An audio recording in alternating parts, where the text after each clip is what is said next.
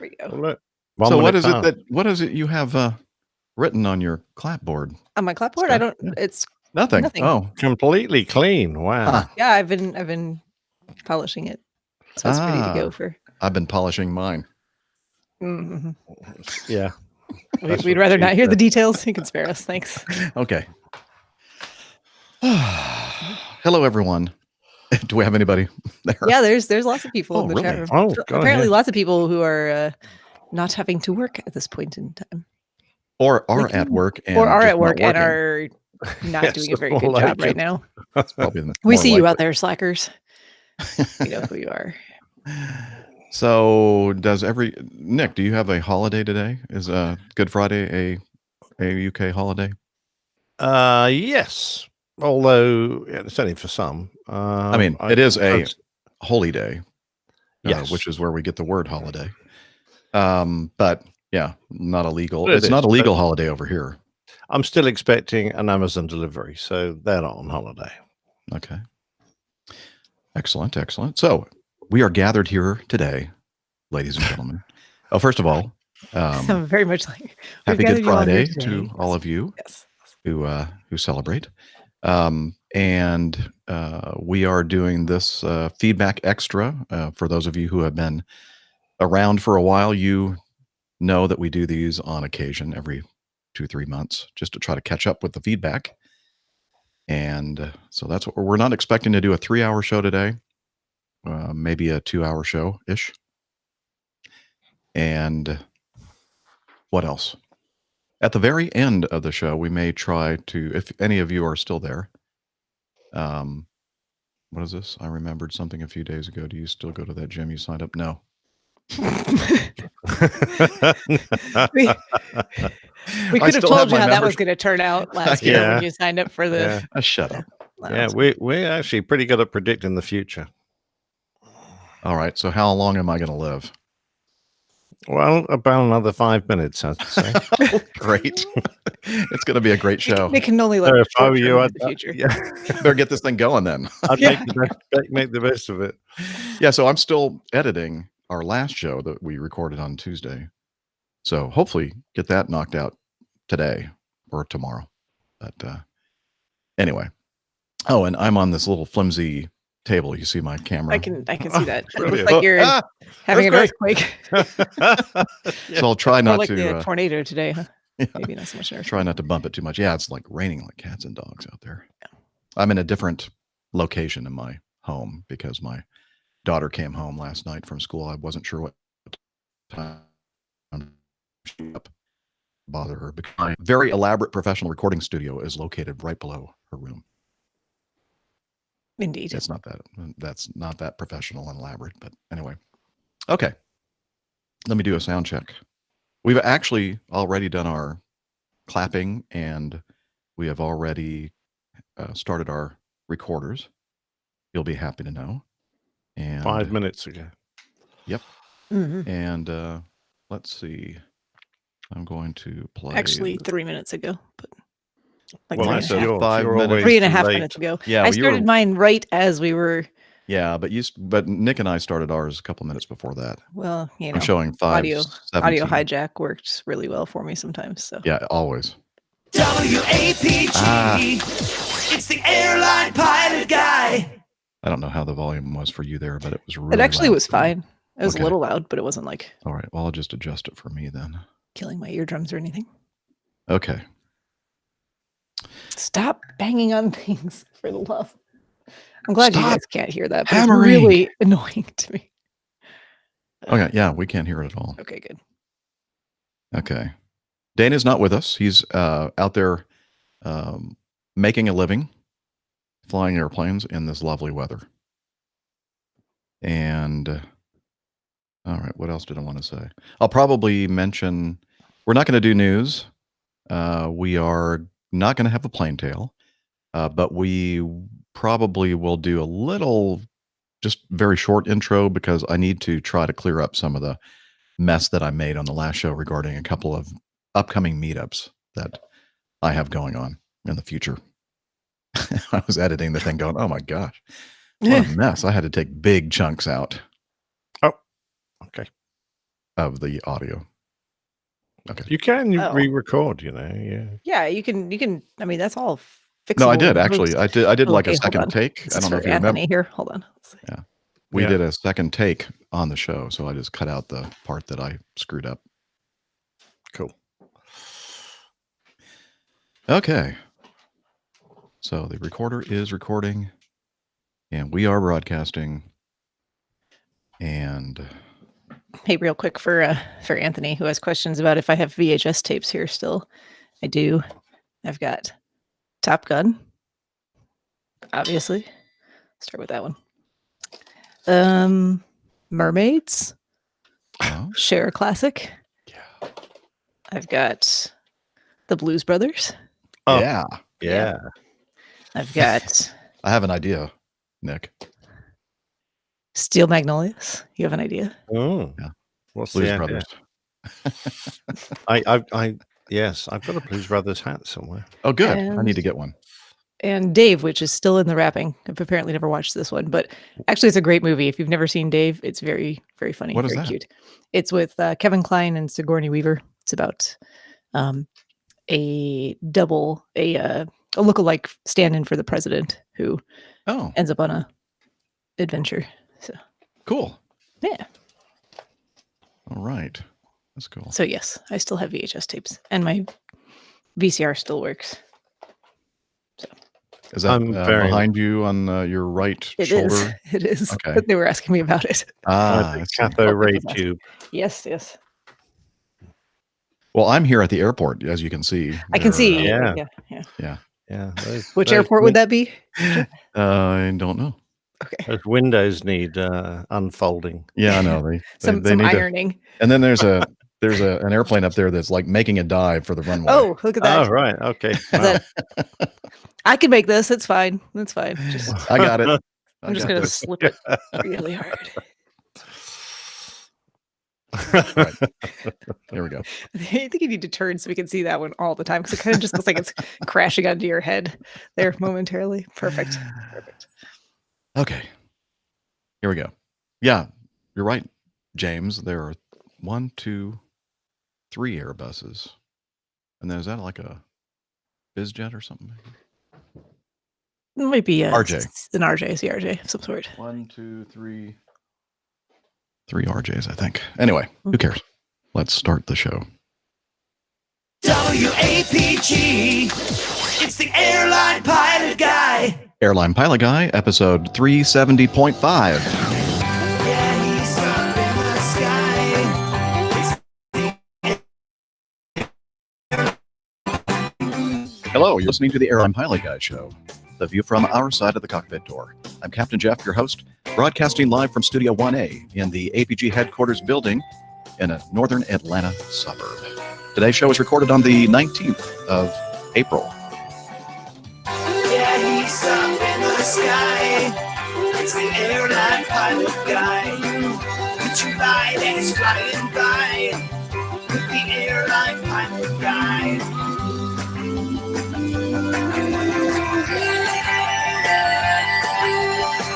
In today's show, it's a special show. It's a feedback extra that we do every once in a while to try to catch up on your great feedback. So that's what we're going to talk about today. No news, no plain tale. And that's it. So sit back and relax. Tray tables and seat backs in their upright and locked positions. Electronic devices powered on. Flight 370.5 is ready for pushback. Yes, you're listening to the Airline Pilot Guy show, a podcast / talk show. And we're here to answer all of that great feedback that we get from you. And I did all of that without a script. Can you believe it? I looked up and I thought, where is my script? It's not there. Oh, well, I'll just Like a true professional. shoot it from the hip. True Like professional. someone who's done it 370 odd times before. Yeah, you'd think that I would have been able to do that a lot sooner than now, but you'd be wrong. Okay. Well, patience and practices makes perfect, right? So If you say so. All right. Did you hear that lovely voice? Yes, she's I better get my script now. She's a doctor. Skydiver, marathon runner, strength training junkie, IPA connoisseur, commercial multi-engine, instrument rated pilot. It's me, It's her, Dr. Steph. Thank Sorry, you. I You got should do you that there. every time. I got you there. Well, hello, Dr. Steph, and welcome to our show today. Hi, Captain Jeff. Thank you for having me on the show today. Oh, it is all our pleasure, for sure. And also joining us today from across the pond, he is a professional photographer, former RAF, RAAF fighter pilot, current An captain old bloke from England. for an old bloke from England. He's a great guy, though. Really is. It's Captain Nick. Hi, Jeff. Wow, you dragged me out of the beautiful sunshine into my dark and dreary studio. But I'm happy to be here, and I'm looking forward to some great questions on this show. So looking forward to tackling this feedback. Excellent. So one of the reasons why I'm not super prepared this morning is because I'm still editing the last show that we recorded on Tuesday of this week. So I'm scrambling. Things are just all messed up, but we'll do our best to knock out this feedback. So if this is the first time you're listening to the Airline Pilot Guy show, it's a little bit different today. Not a lot different, but a little bit different. The first thing I want to do is straighten out something that I really screwed up on the last show. And we have a lot of meetups here and there around the world. And we have a couple of upcoming meetups, at least for me, next trip. I'm going to be in Tulsa, Oklahoma. Larry Gregory is hosting the meetup. We're going to be at, let's see, where is this? The Albert G's Barbecue on 421 East 1st Street in Tulsa, Oklahoma. And that is April 23rd. And we're meeting at 4 o'clock, and we'll probably hang out until 7 or 8 o'clock, something like that. So if you can't make it right at 4 o'clock, that is just fine. And join us for some great barbecue and great beer and great conversation in Tulsa. Thank you, Larry, for putting that all together. And then we have the following week on my trip, I'll be in Kansas City for one of the layovers. And Tom Seagraves has coordinated and organized a meetup there as well. And I'm trying to recall what place we're going to be there, like Q37 or something like that. It's a interesting sounding place. I don't have it written down on my show notes, but anyway, it's the information for that is on the Slack team or the Slack application, Slack service. Hillel will tell us about that at the very end of the show, but basically send Hillel an email, slack@airlinepilotguy.com. He'll set you up at already subscribing to the Slack team, and you can find out all kinds of information. Speaking of that, this is a little bit more casual than we normally do. I'm going to go over here to the Slack page because there's quite a bit of activity recently regarding some Q39. Thank you, Liz. Just sent me that information. Q39 in Kansas City is where we're going to be meeting on the 29th, I believe. But again, check out Slack and also check out the APG community calendar, which you can find at the Airline Pilot Guy website. But I did notice that there was a conversation. I was looking at this morning.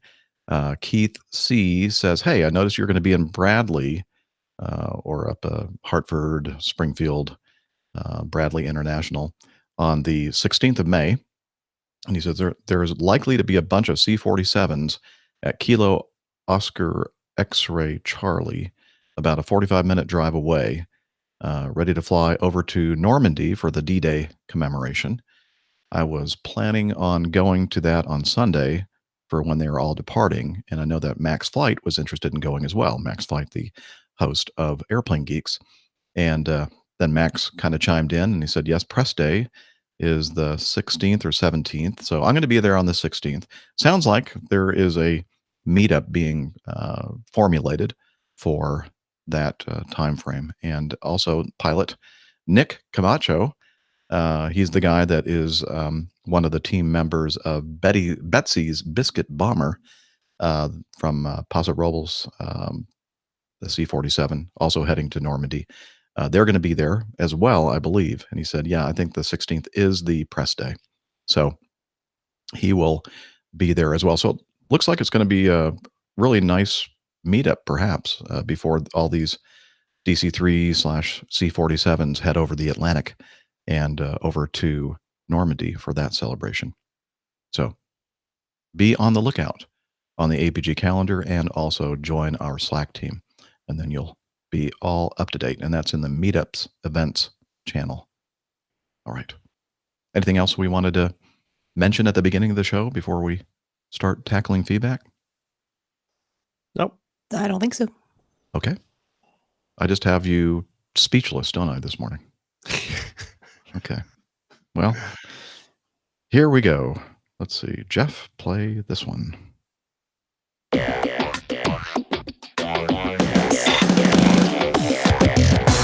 Captain, incoming message. Very good. All right.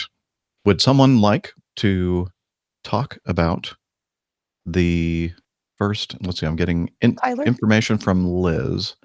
She's asking about Duxford. Oh, did you want to mention Duxford? Yeah, Duxford. I mean, Pip's in the There you chat go. room, so. Duxford. Oh, yes. Okay. Well, let's go back then. There is a meetup in the UK at Duxford on May 12th.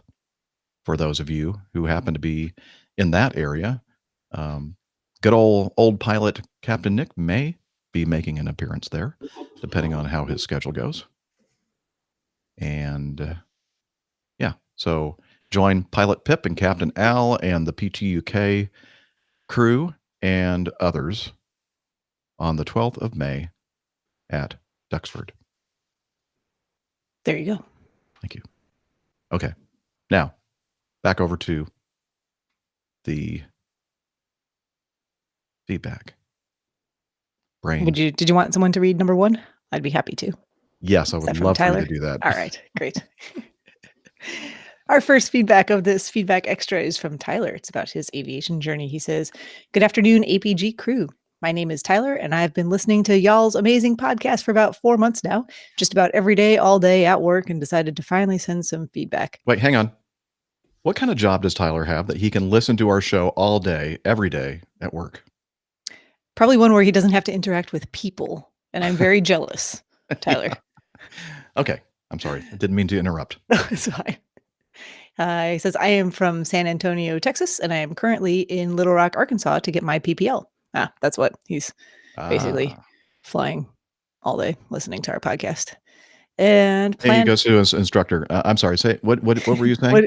Were you saying something? I was listening to the show. What's that? Steep turns? Okay.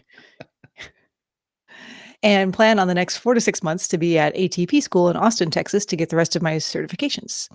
I want to thank you all for everything you do. Listening to your podcast has really put my butt in gear. And every day after work, if weather permits, I'm gaining hours, and days it doesn't, I fly my club simulator. I can't think of a better job than doing what I love every day. Took my first Discovery flight when I was 16 years old and have been hooked ever since. I've shared your podcast with many people I work with and people in my flight club that I am a part of, and got many hooked as well. Can't wait to listen to your next podcast. Yep, that's from Tyler. Okay. Excellent. Thank you, Tyler. Appreciate the nice, kind words regarding our show. We really enjoy doing it, and we're glad that other people enjoy listening. And good luck on everything with your PPL, and hope everything goes smoothly for getting all of your certifications. Absolutely. What gear is his butt going into, do you think? High Third? gear. High gear? Are you talking about car gears or? Oh, never Well, mind. I'm not quite sure. I only have one gear for my butt, but he might have more. Depends on These- your make and model. I don't know. We really don't want to hear Oh, we won't much go more there. about Yeah, your we'll- butt. Oh, okay, fair enough. Sorry, nothing. Sorry, Tyler. Yeah. All right, Steve. Let's see. Would you like to take this one, Captain Nick?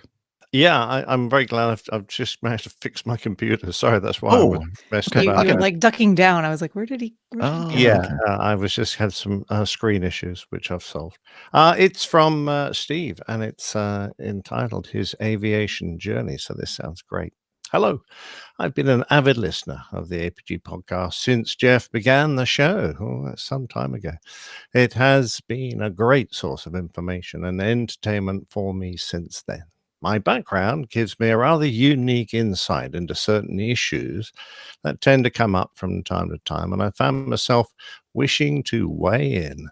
In all honesty, there's been times I've found myself driving down the road listening to the show and shouting responses into the void. That's that funny noise we've been hearing. I think And so. last we found the source. Oh, right. Okay. I'm a second generation airline pilot who's been with Frontier Airlines since 1995. So I sit at number 15 on a current roster of 1,450 pilots. Wow. Good job, sir. My love for all things aviation goes back to my earliest memories. Riding on the Convair 580, my dad flew for the original Frontier, and sitting on his lap flying the DC-3, he flew part-time for a local travel club here in Denver. Wow, what a memory. Brilliant. My own airline experience includes the trials of a discount airline pilot guy through a quarter of a century of the ups and downs. Well, you're a pilot, so what do you expect? Of economic uncertainty. The unofficial tagline I've given our pilot group states, "We've flown safely for so long with so few resources, we're now qualified to operate in any conditions with zero resources, including catering, maintenance, dispatch, or other ground staff, and even fuel for that matter." Brilliant. Might be We more move, difficult. yeah, Not sure. we move our aircraft through the sheer force of our will and experience. That's a great tagline. Yes. About 12 years ago, I rekindled my love for grassroots aviation by teaching myself to fly radio-controlled model aircraft and helicopters. This activity has a tradition as a springboard into aerospace careers for kids for over 80 years, and I certainly started off building model airplanes, although mine were control line, wires going around in circles. I never got onto radio control. It is a fundamental form of stick and rudder flying as you can get. Largely absent the politics and complications so prevalent in full-scale aviation. This activity finds itself recently under threat of increased regulation and possible elimination due to the never-ending stream of bad actors who are not part of the legitimate hobby of model aviation. Nevertheless, give all of us who follow established rules a black eye. I'm committed to ALPA on one hand, but because my advocacy exists for both groups, I've a need for seats on opposite sides of the table. This leads to a rather strange version of musical chairs, which often leaves me out of breath. My involvement with model aviation has introduced me to many kids with an eye towards lives in aviation. I've tried my best to mentor these kids in a way I thought would help them move towards rewarding careers. A few years ago, I also began spending time volunteering at a local aviation-themed high school and its parent organization, the Wings Over the Rockies Air and Space Museum. Oh, that sounds brilliant. These engagements have convinced me it's time to refresh my relationship with general aviation. My most recent efforts have been targeted at getting my CFI certificates reissued. I'm not sure how far down this rabbit hole I'll fall, but I must admit to discovering in myself a latent desire to own a what? A decathlon. Decathlon. Yep. How do you own a decathlon? I thought you ran one. Well, you can, but there's also an airplane with Oh, the there's an name airplane Decathlon. called a decathlon. Mhm. Oh, Yeah, it's right. an Okay. aerobatic Yes. tail It's dragger. very cool. Oh, Actually. really? Oh, okay. Well, there, I've learned something. Let me know if there's anything you need from me to join the group. Uh, Sincere, sincere, aeronautically. Sinceronautically. Sinceronautically, yes. Thank you. I like that. Yeah, From we've been Steve Graham. practicing while you've been reading. We're going, okay, how do you pronounce Yeah, that? what is that Sinceronautic. stupid word? Well, just wait till he gets there and see him fumble. I mean, we're just gonna let you fumble around with it for a while, but Yeah, that was great. Sinceronautically. That's brilliant. Absolutely fantastic. And in some ways, Steve, that reflects how this show has rekindled my love in aviation, and how I'm now doing lectures around the country, going to schools and all that sort of thing, doing my best to promote aviation in my own small way, and encourage the next generation. So I congratulate you for taking up the torch, as it were, in your part of the world. And if you're out there and you're in the Denver, Rocky Mountain area, consider joining the Wings Over the Rockies Air and Space. Wait, no, that's not the group.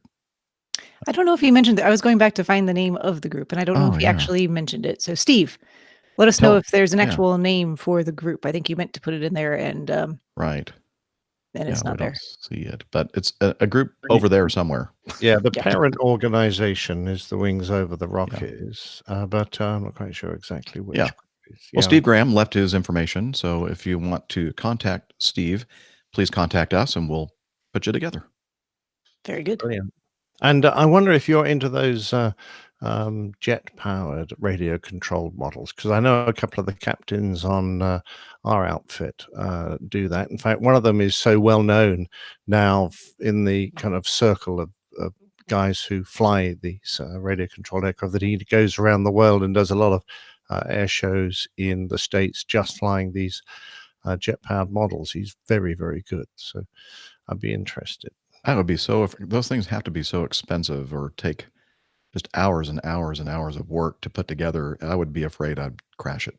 Just destroy Hopefully, it. they come pre-assembled Oh, so that you no. don't have to spend a lot of money on it. No, The jet engines are about $5,000 each, and they have full FedEx and things, and they have a definite shelf life as well, because they wear out fairly quickly. Yeah, so it's so you have not to an- be very independently wealthy to yeah, have that yeah. as your hobby, or be very good at it and maybe be sponsored by people who put on.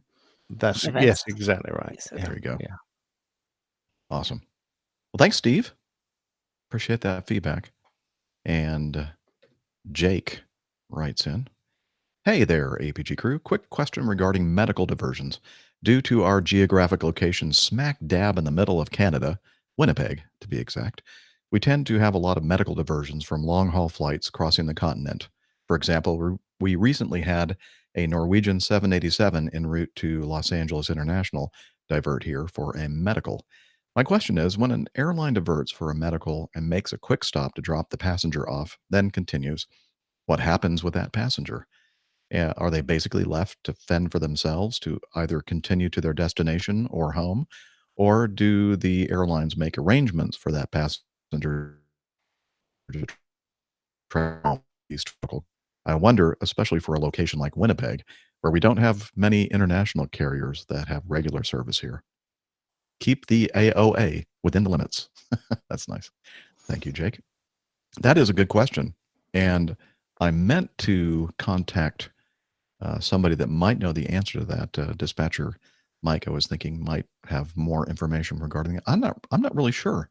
I would assume that the airline will be responsible for making sure that you get to either destination or origin, but I don't know. I don't know that they would be. I mean, I guess it depends on maybe the airline or the country that they originated from and what their regulations are. Yeah. I suspect, Jake, that a lot of those people just live in Winnipeg now. Have you noticed the population growing? Well, that's assuming that they have survived, Right, right. because they could be buried in Winnipeg now. Yes, That's also true. a sad alternative. That's best Yeah. case scenario for the airline. Oh, Yeah. that's a terrible story. To tell the truth, we just want them off and their bags off as quickly as possible before we run out of duty time. So for us, it's quick splash and dash, and we don't even get to find out what happens. And to be truthful, when we go to do our regular training with the cabin crew, and we usually get a medical team come in and tell us. They also find it very hard to find out what happens to the passengers after, if they've had a medical emergency and drop them off somewhere, what happens to them because of all the problems of medical incompetence, etc., etc. Mhm. I Yeah, once you might put them be in that ambulance and they're on their way, you probably don't even know which hospital they are taken exactly. to, where, Exactly. So keeping track of them and finding out what happened to them is almost impossible for us.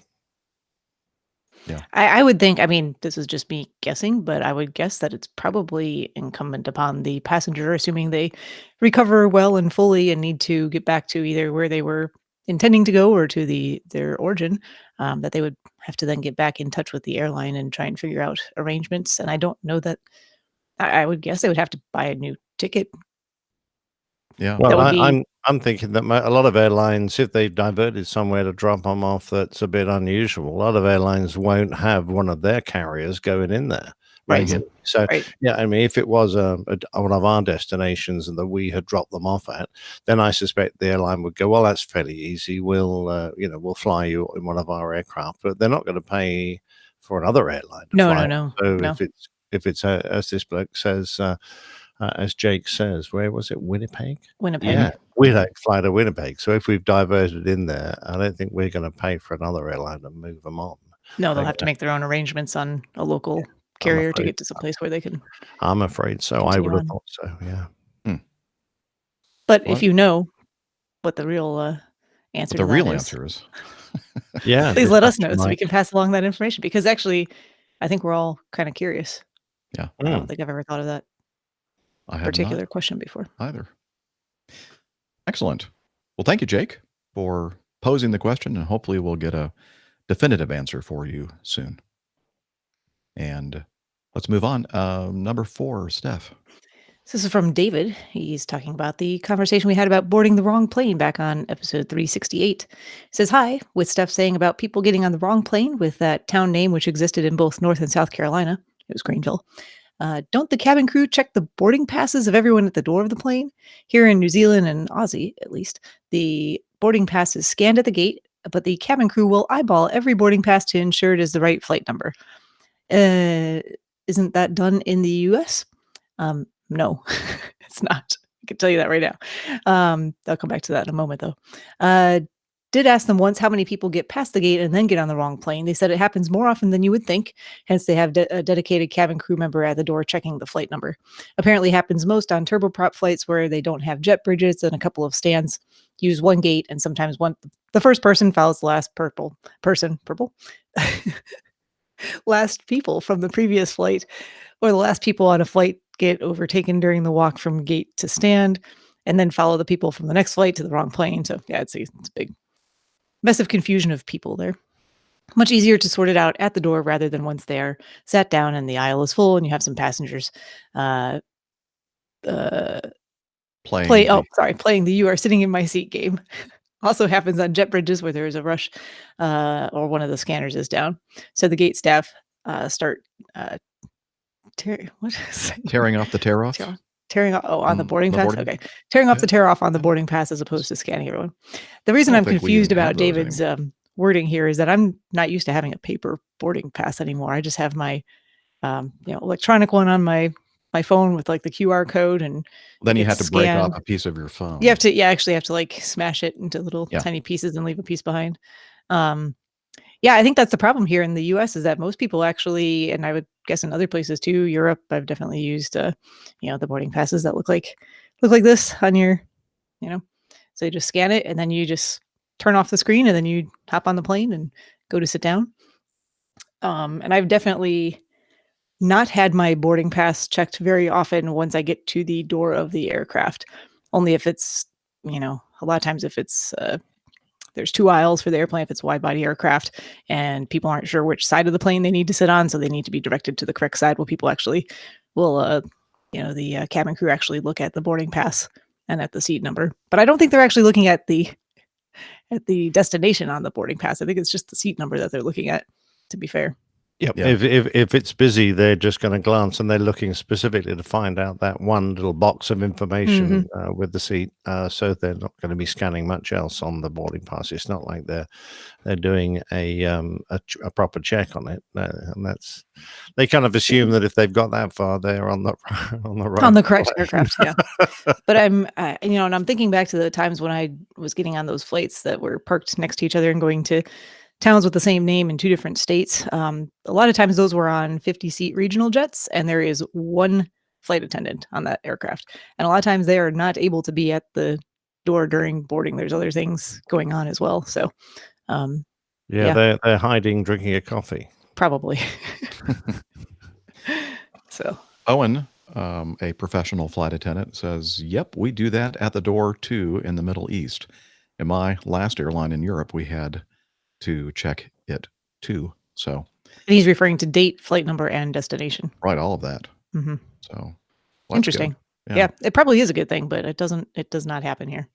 You would think in today's world with all this electronic stuff that there's absolutely no way that anybody could get on the wrong airplane or have a seat dupe or seat duplication is, Or Mhm. fly to the wrong destination.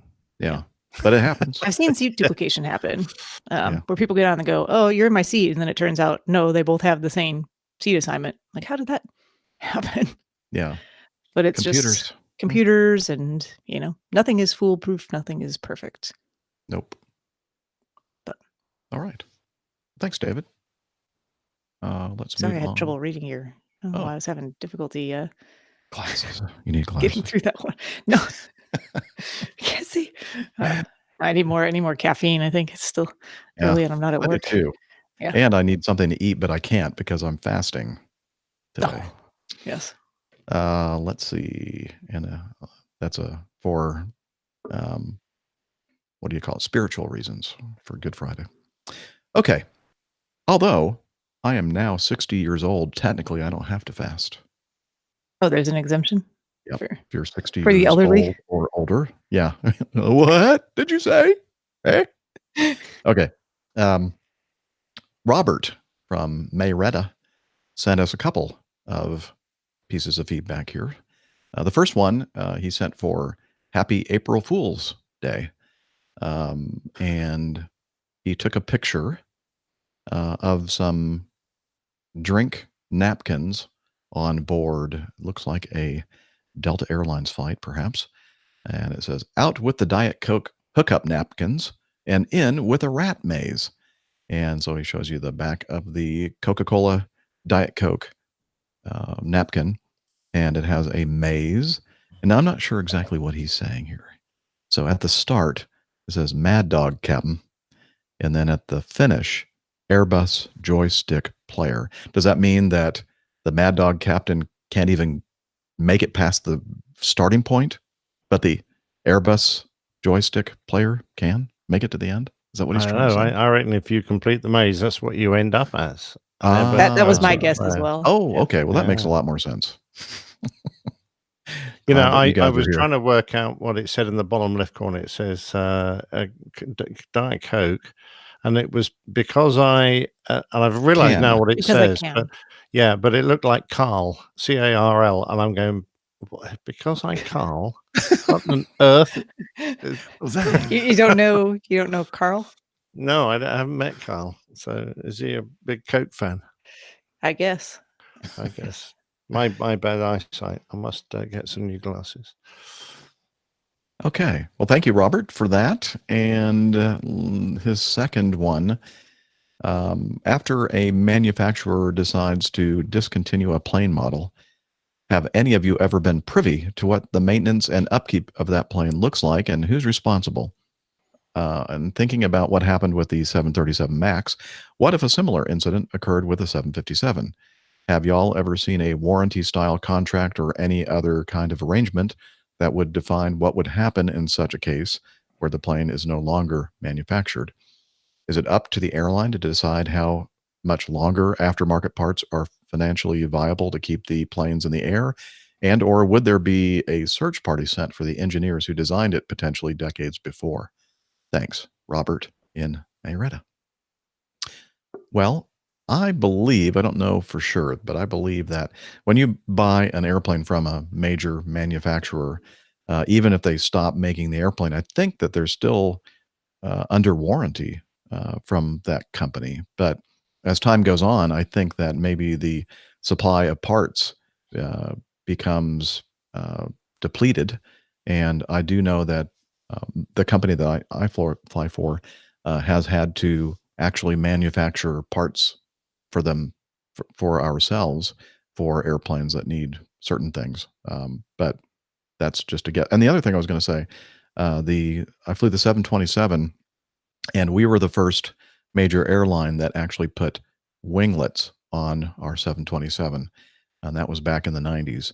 And it was an aftermarket company that we used to put the winglets on. They came to Acme and said, "Hey, we'd like to put winglets on your 727s, and it's going to give you like a 5% lower fuel burn and some other advantages."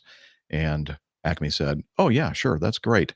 Let's do that." And then Boeing caught wind of the fact that an aftermarket company had installed devices on the end of their wings and said, "Well, Acme, that's really great, but if you want to still have the warranty on that airplane, you have to remove the winglets." And so I guess Acme weighed the options and decided it was best to remove the winglets and bring them back to the spec and still have the Interesting. warranty in place. Now, the last year that they made the 727, I believe, was 1984. And again, this was in the 90s. So that's what leads me to believe that there must be some kind of warranty still in effect for these airplanes. That's my guess.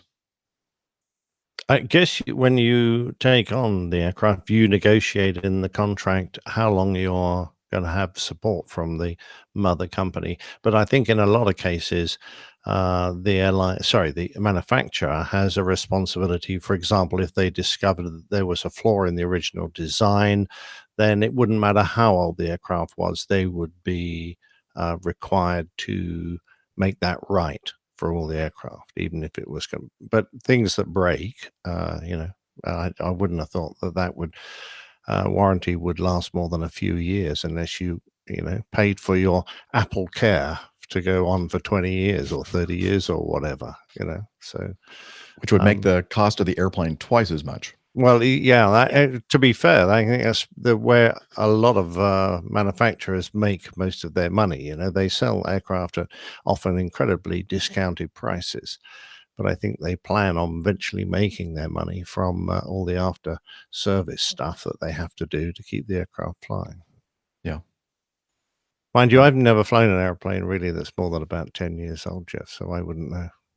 I don't think I've ever flown an airplane that is less than 10 years old. Seriously. I really I haven't. love it. I've never experienced that new aircraft smell. A couple Oh, of interesting thoughts in the chat room along the lines of this question, if because some of them were questions that I answered or I had as well that have not been answered. So presumably when they park some of those older aircraft in the boneyards, they're using those aircraft for parts sometimes as well.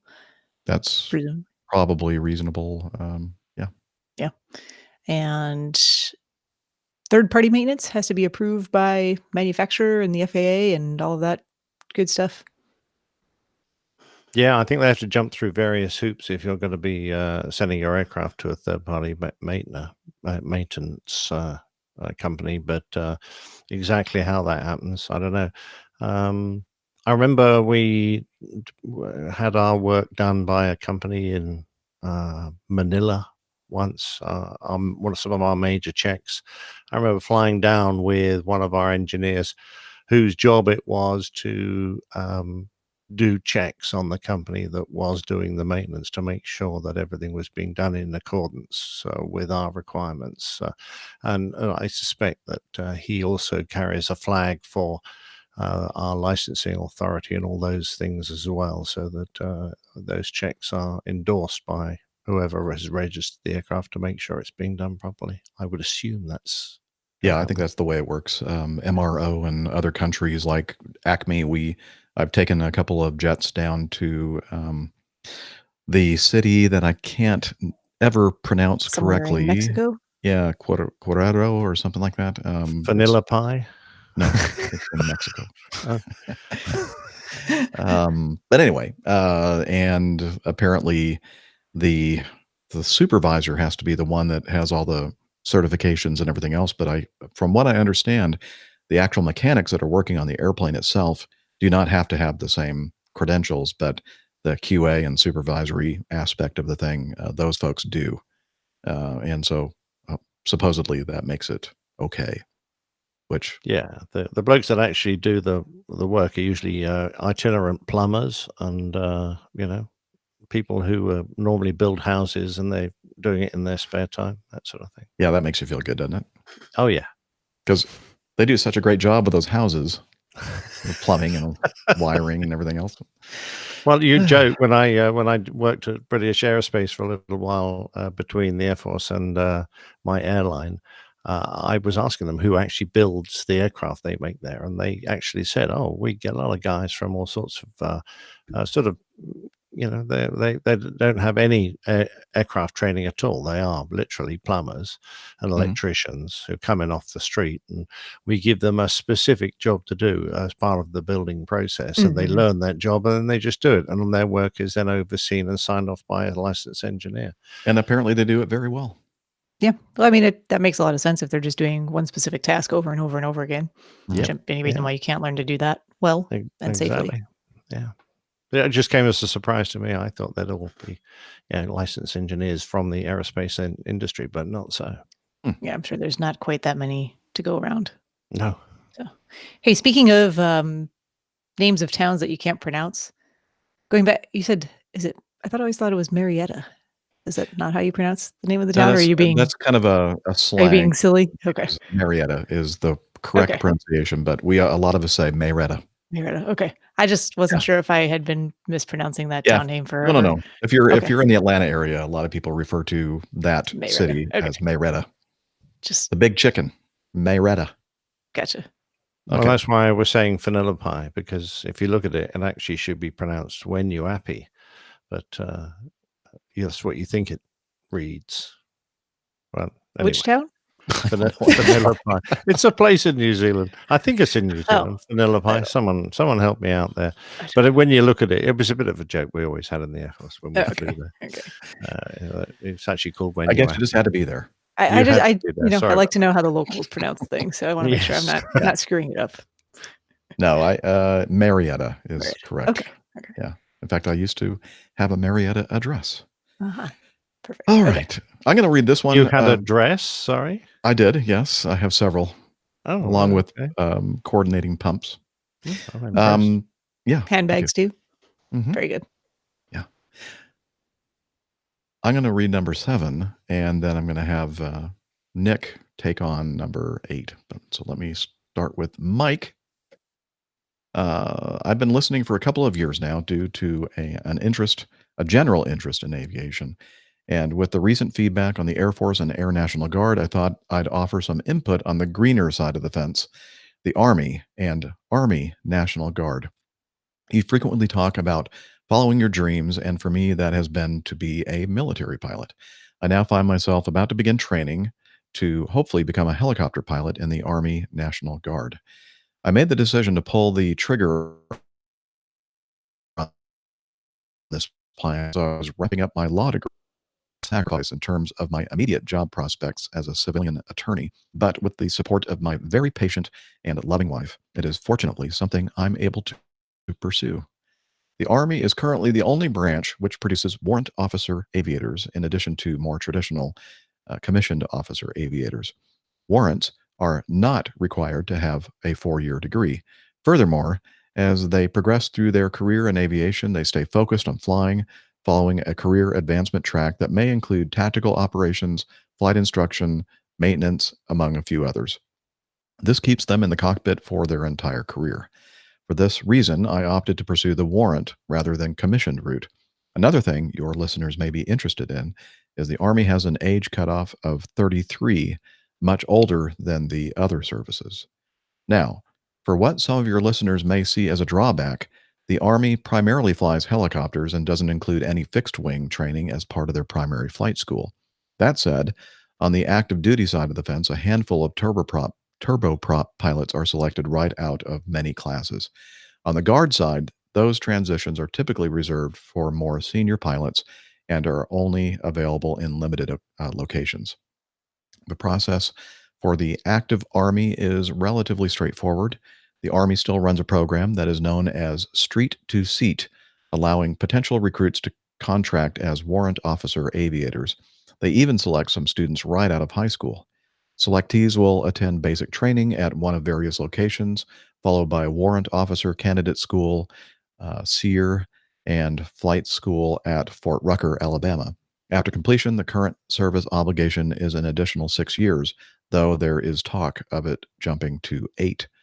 A normal recruiter handles this process, but be forewarned that some have no idea what they're doing or may try to nudge someone to enlist in another occupation first. Yeah, you got to really watch out for those recruiters. Fortunately, there is a web forum that is rich with advice on how to set up packets, deal with recruiters, and get into the program. And we'll put the website link in the show notes. Assuming candidates meet all the entry criteria to include passing the military ASVAB and SIFT tests, I have no idea what that stands for, obtaining a military Class 1 flight physical, receiving a security clearance, etc., selection rates for civilians right now are very high. The guard side of the fence is slightly different and will vary state by state. Some states have no problem putting people in street to seat, while others want either prior service experience or current enlisted or commissioned membership in that state's National Guard. This will typically vary with the needs of the state. The feedback from Patrick mentioned politics being a factor on the Air Guard side. While I don't think it weighed heavily on my board, it helped that I had letters of recommendation from people the board was familiar with and liked. Like everything in life, networking and references often mean a lot more than test results and grades. This is true in the legal field. I'm sure it's true in the airlines and is apparently also true in the military. Having a tolerable personality is helpful as well. I love that, a tolerable personality. A couple of other notes on balancing a civilian career with the Guard. Pilots still need to maintain their minimums, which means showing up weekly to fly in addition to their monthly drill weekends and summer annual training. Also, the Guard deploys just like active duty, and in fact, sometimes more than active duty. Every Guard pilot I have talked to stresses it is essentially a part time job you need to balance against your civilian career. So, listeners should keep that in mind. Also, things often move a little slower in the Guard side.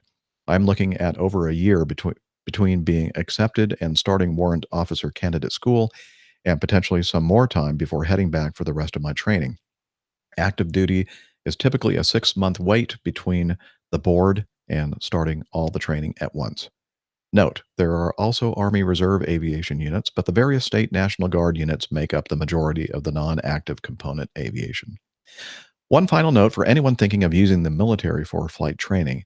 Whatever your branch, well, maybe except for the Air Force, only kidding.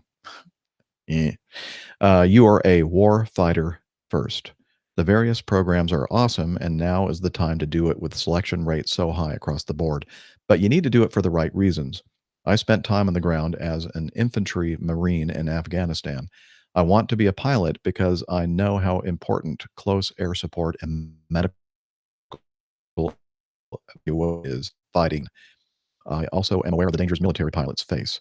If you don't want to be in the fight and you aren't putting military service as your primary reason for joining the military to fly, then I'd implore you to reconsider. I've had no greater satisfaction in my life than serving, which is why I had no hesitation in signing up again. I think everyone can grow from it, no matter what they do, but that needs to be the driving factor in making this decision, not free flight school. I apologize for the lengthy feedback, but I try to make it as information dense as possible. Honestly, I could get into the weeds and write something 5 times longer, but I don't think anybody is interested in that. Hopefully, they have what they need to do their own homework. Given the broader recruiting pool of the Army, hopefully this opens up some doors for a couple listeners. All the best and keep putting out a great show. Mike. Wow. That was definitely information dense. Mike, Yeah, and great. great information. It is. We've actually, got did you see that in the chat room? no. We've got Michael Slaughter, who's a Black Hawk Warren Ulster instructor pilot. Oh, I've got someone at the door. Be back in a minute. Okay. Yep. Yeah, looks like SIFT, Michael Slaughter, SIFT, Selection Instrument for Flight Training, and he's a Black Hawk Warrant Officer Instructor Pilot. Nice. No, this will be back to Mike. Thanks for all that information. It'll be really helpful to people who've had those questions for us. So hopefully a lot of people will be using that information that you gave, those resources, and finding their way into military flying.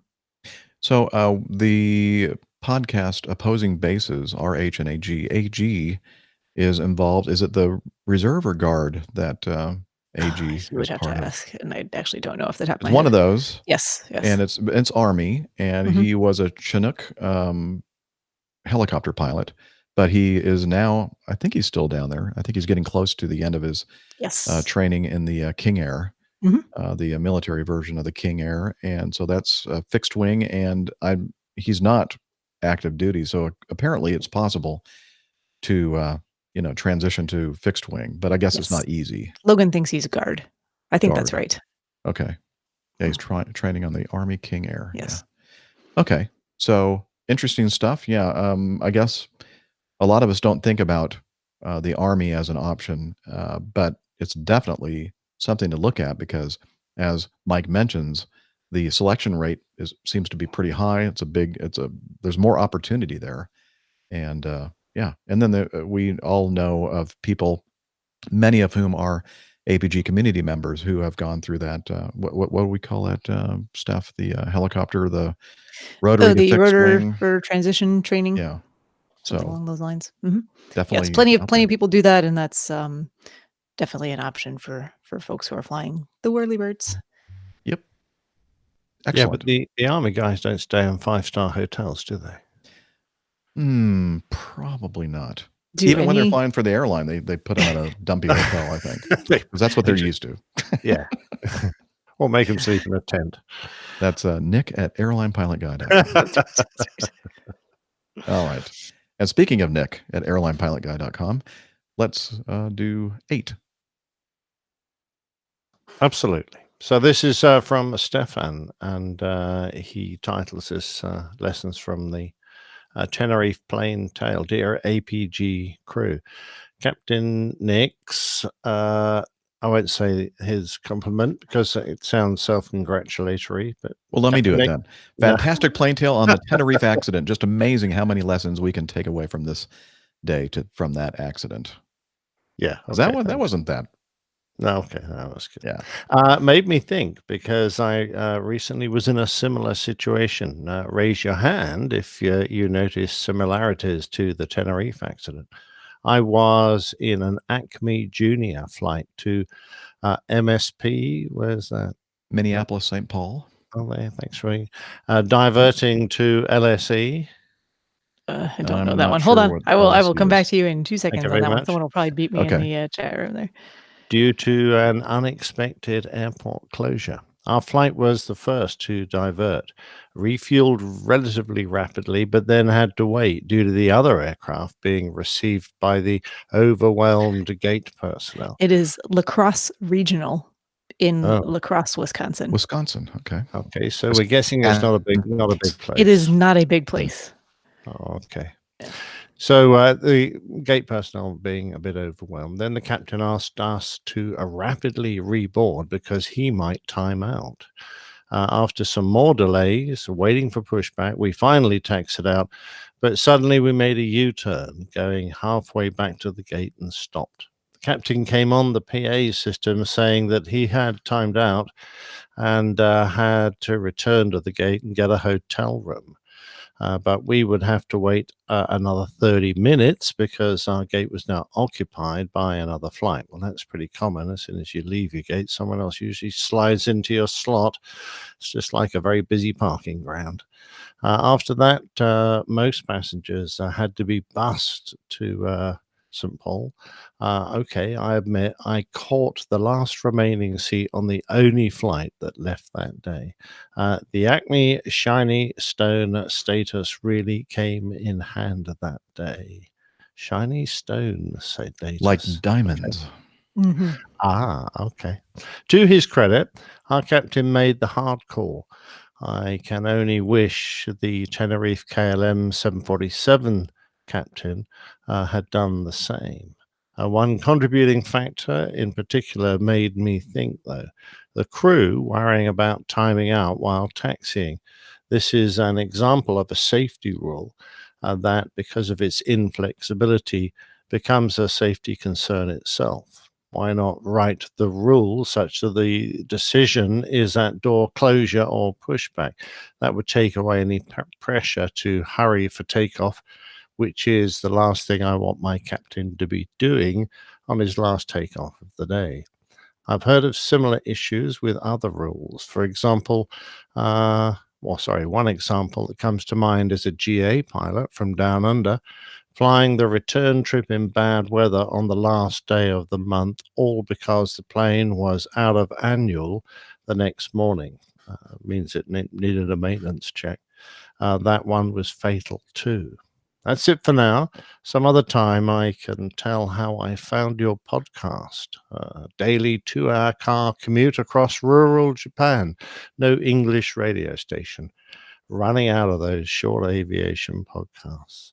Keep up the great podcast and let me know if Jeff or Dana make it to Syracuse one of these days. It would be nice to meet you. Blue skies, Stefan. P.S. I'm a CFI in the local flying club, so don't complain too much about the slow preceding aircraft on the ILS into Syracuse. Of course we will. Best forward Steve, please. Yeah, Best forward speed, please, Stefan. Yes. exactly right. Break him out of the pattern. Move him out of the way. That just goes with the territory, I'm afraid, Stefan. So that's Stefan, who works in the Department of Physics in Syracuse. Syracuse He's University. got a brain the size of a planet. So, Yeah. Go Orange, right? Isn't that what they... exactly right. Something like that. Something like that. So first of all, thanks very much indeed for your very nice compliment. That accident does highlight various bits and bobs, but you're right. It was certainly considered to be on the captain's mind that he was running out, but it's very hard to have a cutoff when you start a flight because you really don't know if you could have made the flight easily inside your duty limits or not, because of course it depends on so many other factors like whether you're going to get a tailwind or not, whether there's holding or not, all those various things, how long the taxi out is. So quite honestly, usually it's the end of your duty time and you have to work backwards to work out when you can push, but most flight duty rules allow a buffer. So at your discretion, you're allowed to go and extend your flight duty period just to take into account those unexpected delays so that you don't feel under pressure. Now, obviously, the Tenerife accident, the Dutch authorities had introduced a new flight time limitations scheme that had no flexibility, it appears. And that's one of the reasons that the captain was put under so much pressure, but that doesn't exist for most of us. Certainly my flight time limitations, I can increase them by up to 2 hours. Admittedly, I've got to justify it afterwards, but that 2-hour buffer allows me to conduct a flight without much concern that I'm going to run out of flight duty time. I guess yours is a similar thing, Jeff? Yeah, so now we're operating and have been now for, I don't know, over a year, maybe a couple of years, FAR Part 117 that deals specifically with flight time rules and duty regulations, that kind of thing. And it is very definitive, and we do have that 2-hour extension, which is pretty much applied automatically. And we have a system at our company that lets us know when we get our final paperwork what the latest possible pushback time, actually takeoff time, so that, and it takes into account how long the flying time is going to be to the destination, taxi in, taxi out, that kind of thing.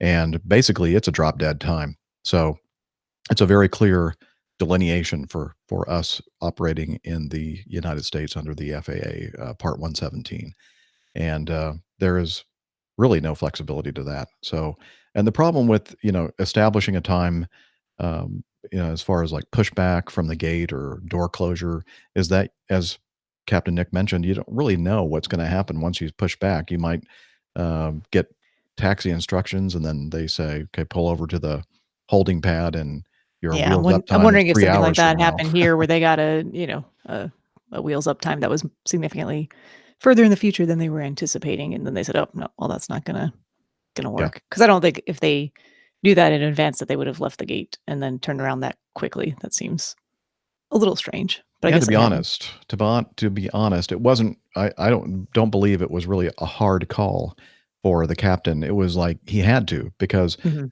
not only is the company responsible for making sure that we don't exceed or break any of these rules, we are as individuals also equally responsible, and we can be violated if we break those rules.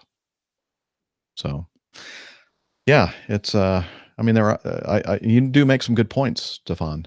But yeah, I'm not sure. I guess you can write to the FAA to see if they might reconsider their Part 117 rules, but probably not.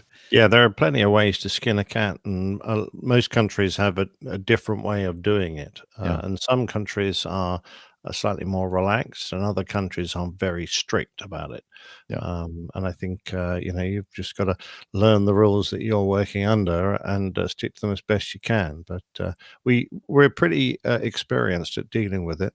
And to be fair, one of the things that your command course when you become a captain teaches you, and one of the things you'll be assessed on, is your ability to make the right decision when you're put under that kind of pressure, and more importantly, not let that pressure become overwhelming. So you just stay clear-headed in the situation and act accordingly. Of course, sometimes we're all human, Yeah. but and then the system falls down because, as happened in Tenerife. For sure.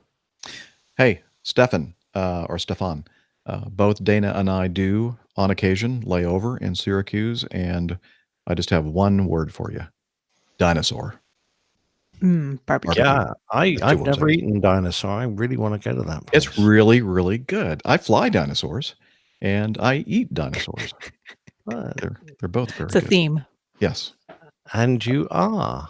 And just a reminder, check out. Thank you I very didn't much say for that. that. I didn't say that. I It's not realized me. it about 5 seconds after you said, Well, "Wait a minute, did he just say I was..." dinosaurs' brains are a long way from their heads. What? Okay. Well, didn't the Brontosaurus have 2 brains? He had one in his head and one in his tail I'm because he not was sure so big. who's teaching you this science information, but I'm not sure that it's accurate. Yeah. We could go so many places with that, but we're not going to.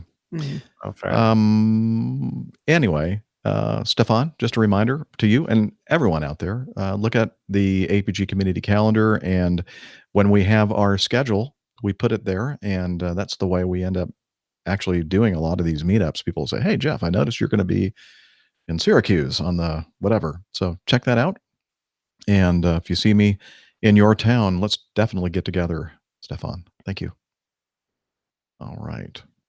Tom sent us some audio feedback, and now we're going to play it for you.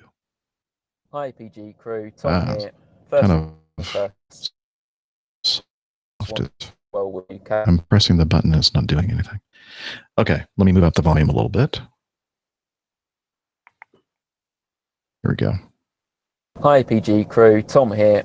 First thing first, just wanted to send my well wishes to Captain Nick with regards to your back.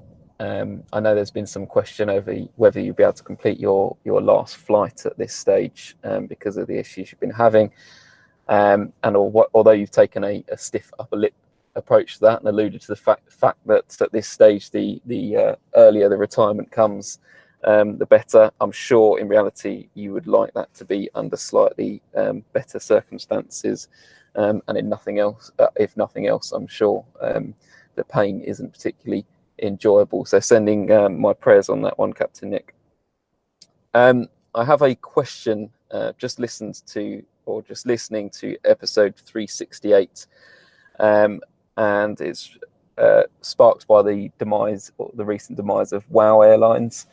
It seems like, to use a poor analogy, a lot of these household names are dropping like flies at the moment. We've seen the loss of Monarch, Flybe, FlyBMI, Thomas Cook, Norwegian are under question at the moment. And it is slightly concerning for someone who's looking to start a career in the piloting world, to see all these airlines going bust.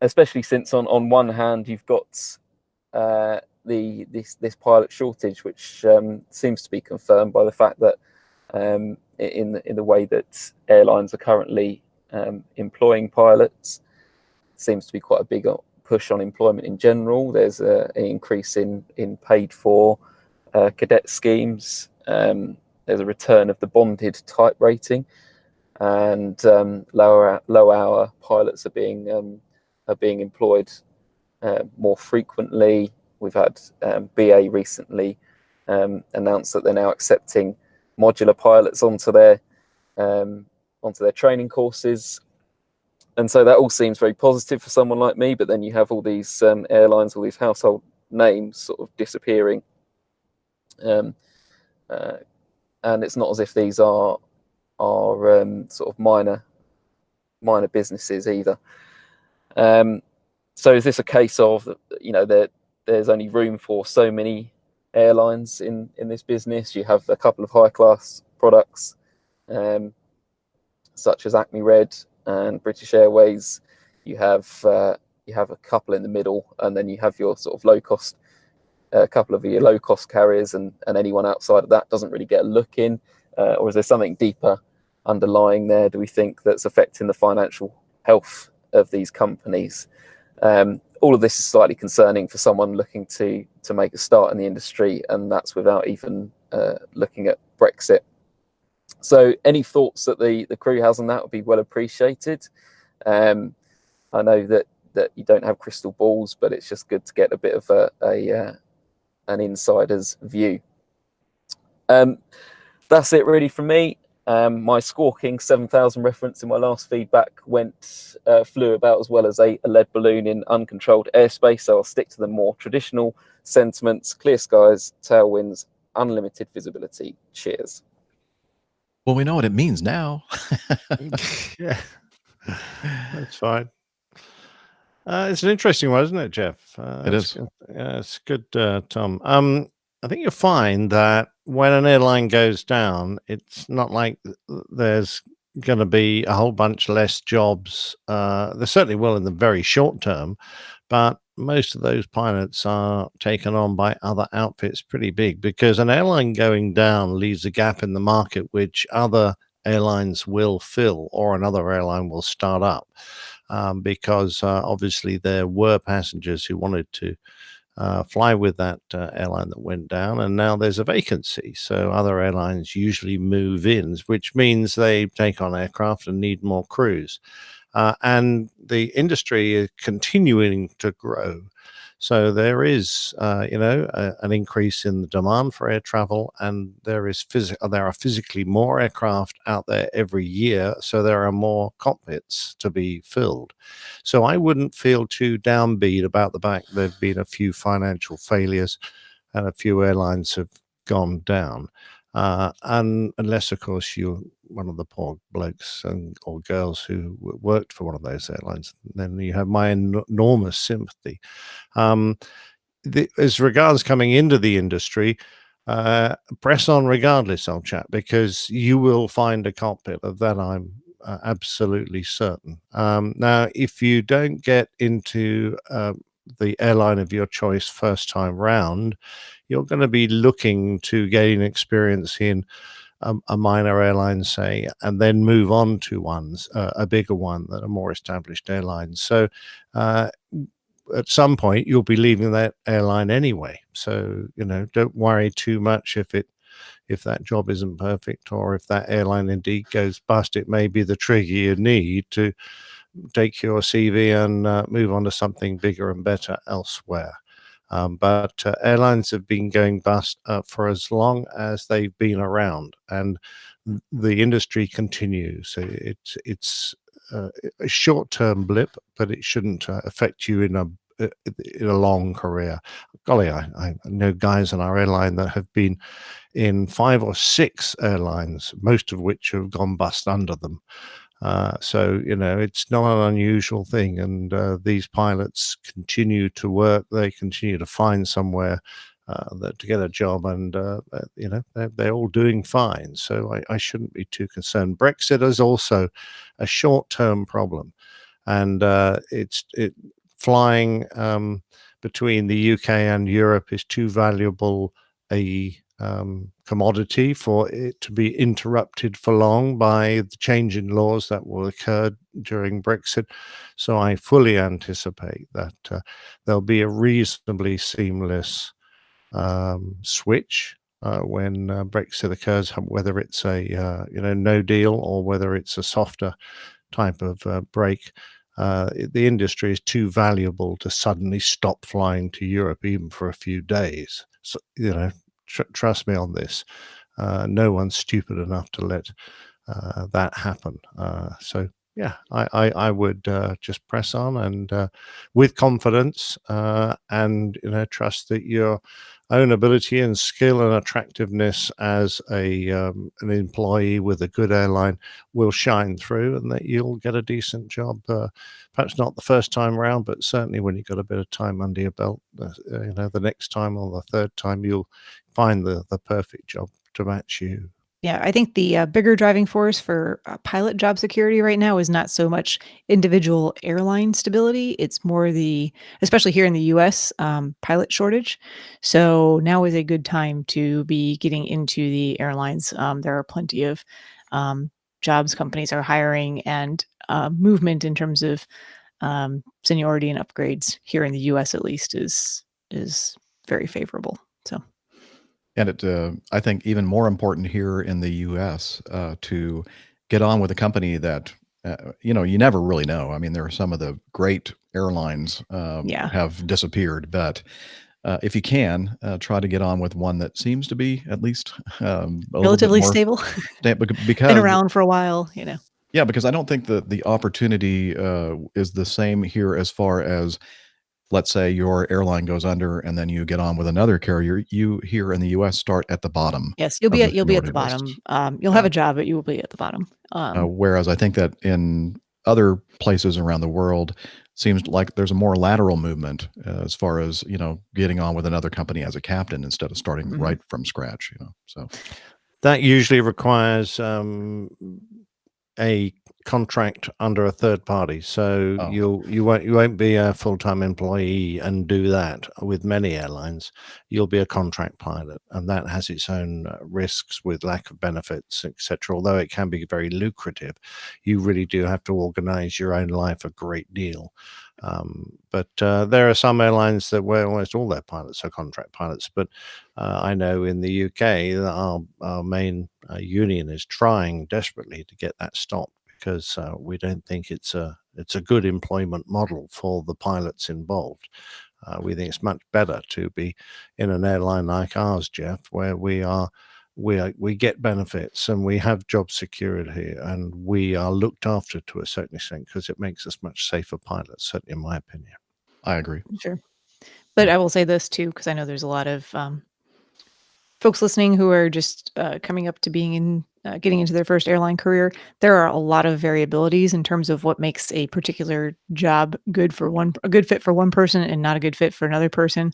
A lot of it depends on where you are with not only your career, but also where you are in life, in terms of family and location and priorities.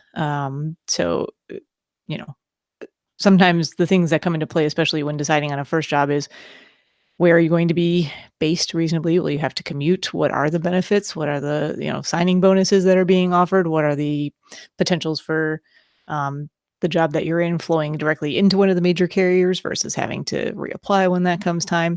So there's a lot of things to sit down and weigh, and not any one person will have the same um, decisions to make just based on their own individual circumstances. Good point. Absolutely.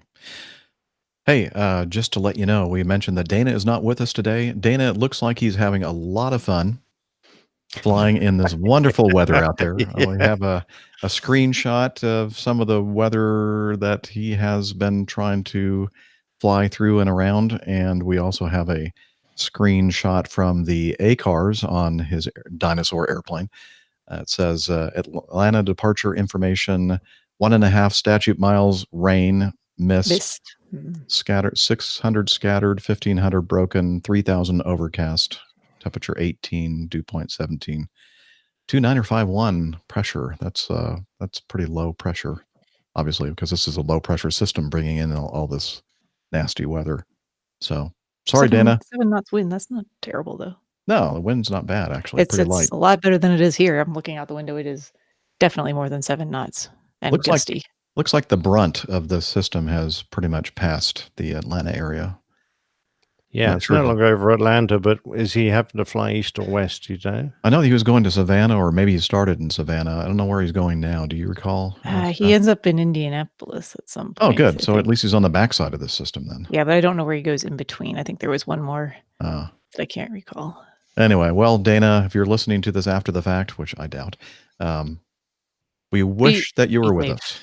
Pittsburgh. He's got to go to Pittsburgh. Ah, Oh, okay. no. Yeah, he's on. Pittsburgh. Isn't that east? It's pretty much north, due north Oh, from is it? Atlanta. Oh, Yeah. okay. In that case, he's, It's the worst western of it Pennsylvania. seems. Oh, I've got it. It's at the top of the map there. Yeah. He'll be able to go around that, won't he? I think so, Weather and yeah. get there. Yeah. The hardest Good part job. was probably from getting in from Savannah to Atlanta. Not fun. Mm. All right. We have some more audio feedback. This one from Glenn Billington. He's an RJ first officer. Howdy there, airline pilot guy crew. Or should I say g'day, given that I am actually an Aussie, albeit temporarily transported, well, not in the original way of transportation, but transported to the northeast. I'm here working as a first officer at the moment, about halfway to the hours I need for an upgrade to captain with Acme Speedbird. Part of my journey is down to you guys. The information that I've gleaned from listening to the Airline Pilot Guy for the last year or so has been fantastic. In fact, it's even helped me do the theory for the ATP CTPs. So thanks for that, guys. I want to give something back, and hence my first audio feedback. Firstly, to Alex Ball. My advice to you, sir, is have a discussion with a dame. Find a dame that you are able to openly discuss the issues with, and that'll put you in the best position to know if you're going to be able to hold a Class 1 medical under the Australian system, which is highly equivalent, but not exactly. There are areas of difference with the FAA system. There's some areas where Australia focuses on more, for example, yearly ECG, and some areas where America focuses on more. Can't speak to the European system, but I understand it's largely equivalent as well. But it's going to come down to that relationship with the DAME, Designated Aviation Medical Examiner, and what their perspective is, and the input from specialists if required as to going forward. But as the crew have stated a couple of episodes back, push the limits, find out what you can do, and then do them to the best of your ability. For a young pup from Australia like myself, one thing that blows me away is just the scale of this market in the US.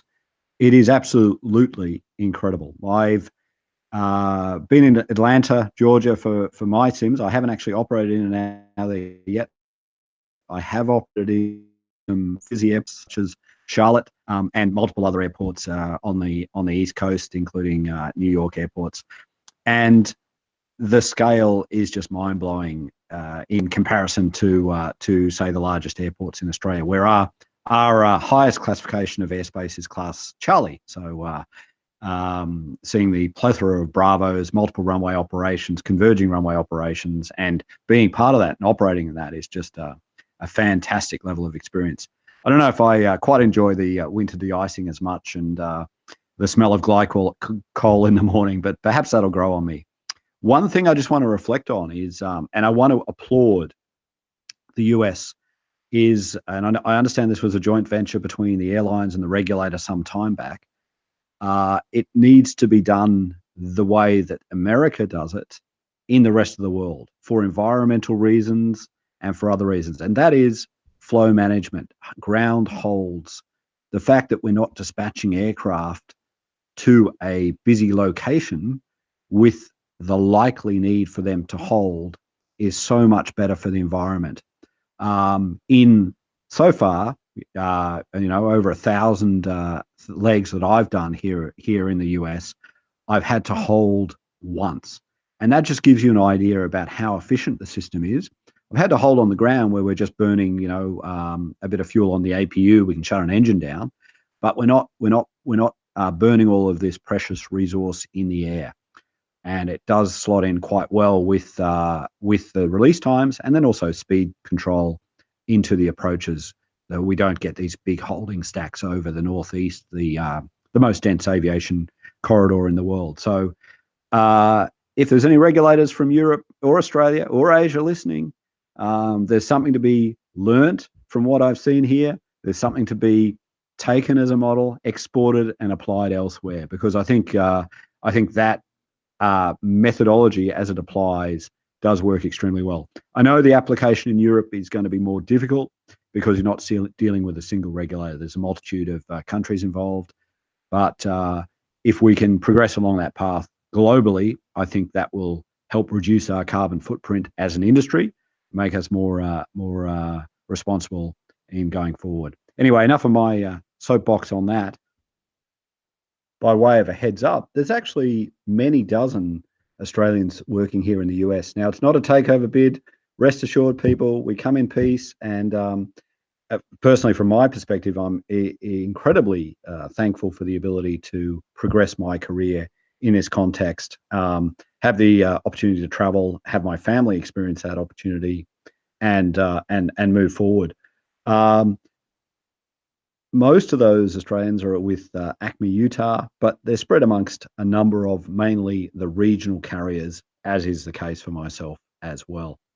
The training here I've experienced thus far has been a very high standard, very casual, but high standard. So a relaxed but appropriate level of standard.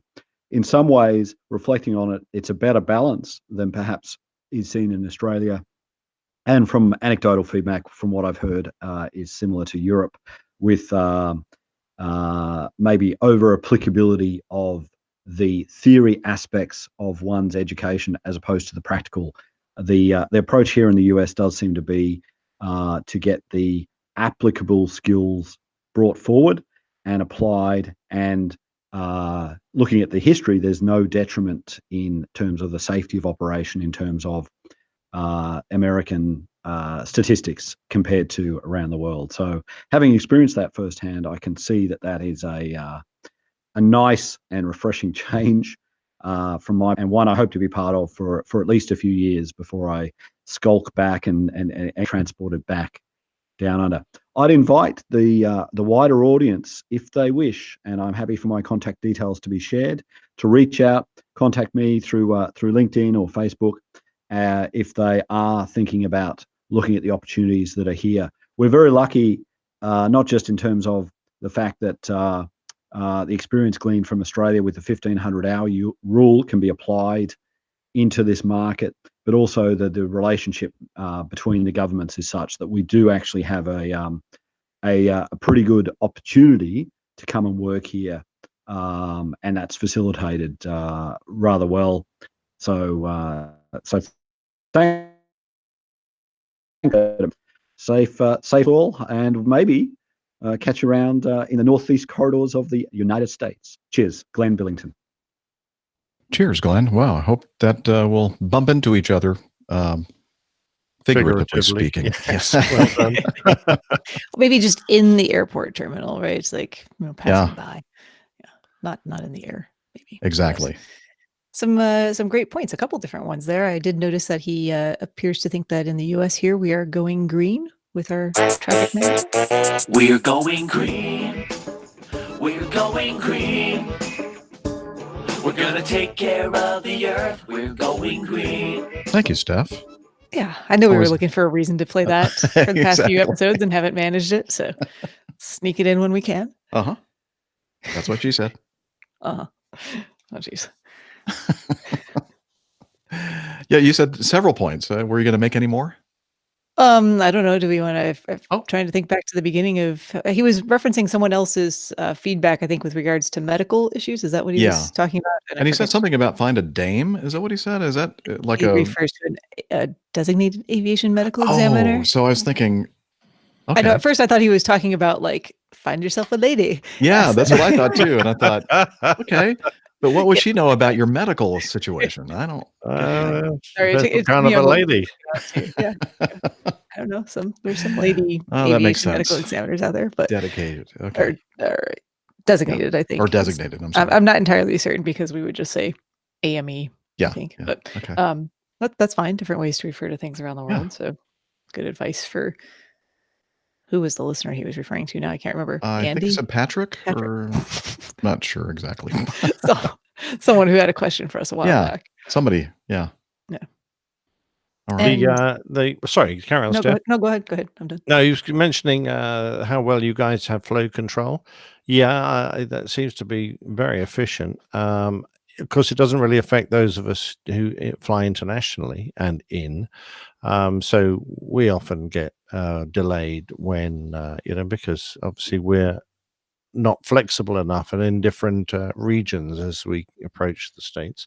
But they're certainly catching on in the UK. If you speak to Adam Spink, then he knows all about speed control going into somewhere like Heathrow and keeps it under control such that it is really well organized. As soon as we come off the Atlantic, really, we're given some speed control, and so that we're sequenced. And nowadays there is much less holding. And of course, Europe really is now under Maastricht and major air traffic control regions, and they do coordinate pretty well.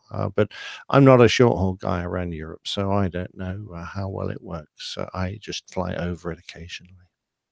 It's certainly, I think we're catching on, and with future air navigation systems, it's only going to become more and more efficient.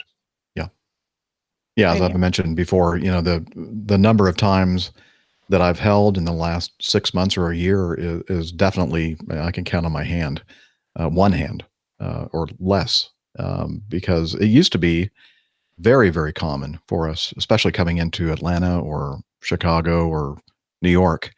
In fact, that's still not uncommon if we're heading up to the New York airports and there's a little bit of bad weather up there. Sometimes we end up getting to hold in several different spots. And what are you holding up to the camera there, Nick? This is a hot cross bun. I wasn't going to mention it, but I know you're fasting, so this is a toasted tea cake and a hot cross bun. So I just thought I'd thank you. Appreciate that. I love you too. It's got religious connotations because that's where the cross comes from. Oh yeah, that's true. Yeah. Yes. Very nice. I'm going to eat it now. Okay. So do we, Steph, have you been thinking about it even harder about who that was that I believe it was Alex that he was referring to. Very good. Thanks, Liz. Not that Liz had anything to do with that. I was in the right. I seem to have a knack for nailing down the first letter of people's names and the number of letters in their name. I think I said Andy. Oh. I'm not sure where you came up with Patrick. I have no idea. I think somebody else in an earlier piece of feedback referred to somebody named Patrick. Gotcha. Maybe not. Go back and listen. Scroll backwards or whatever. Rewind. All right. Let's see. 11. Okay, we have this from Philip. And he says, "Hi, APG crew and listeners. Hope you're all well. Philip from Switzerland checking in. In my very first feedback, which I must have sent in a year ago, I mentioned a flying program offered by the Swiss government called SPHAIR, SPHAIR, Talents for the Sky. It gives Swiss citizens ages 18 through 23 the chance to gain their first flying experiences in an intensive 2-week-long flying course. The program was created to identify future Air Force pilots, but also gives you a clear advantage if you apply for any pilot training program in Switzerland. I'm now very happy to say that I've passed the initial screening tests and will be attending a 2-week flying course in August in Grenchen, Lima 5 Lima Zulu Sierra Golf. Zulu Golf. Was it Sierra? It looks like an airport code, LSZG. Yeah. It's Okay, the- I'm sorry. Sierra Zulu Golf. I don't know why, to me, it's looking like a 5, but okay. It's the font. Just- The font is a little strange. Oh, in this, okay. Yeah. Oh, that's right. It's a different font than all the other ones we're Mhm. using. Yeah. Philip's got to be different. Have you had your eyes tested recently? I'm sorry, where are you?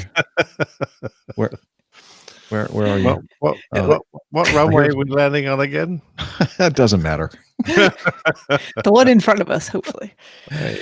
Okay, here. Let me get my my progressive lenses out, and then I'll tilt my head up because they're progressive lenses. And sure enough, I see clearly now Lima Sierra Zulu Golf. Okay.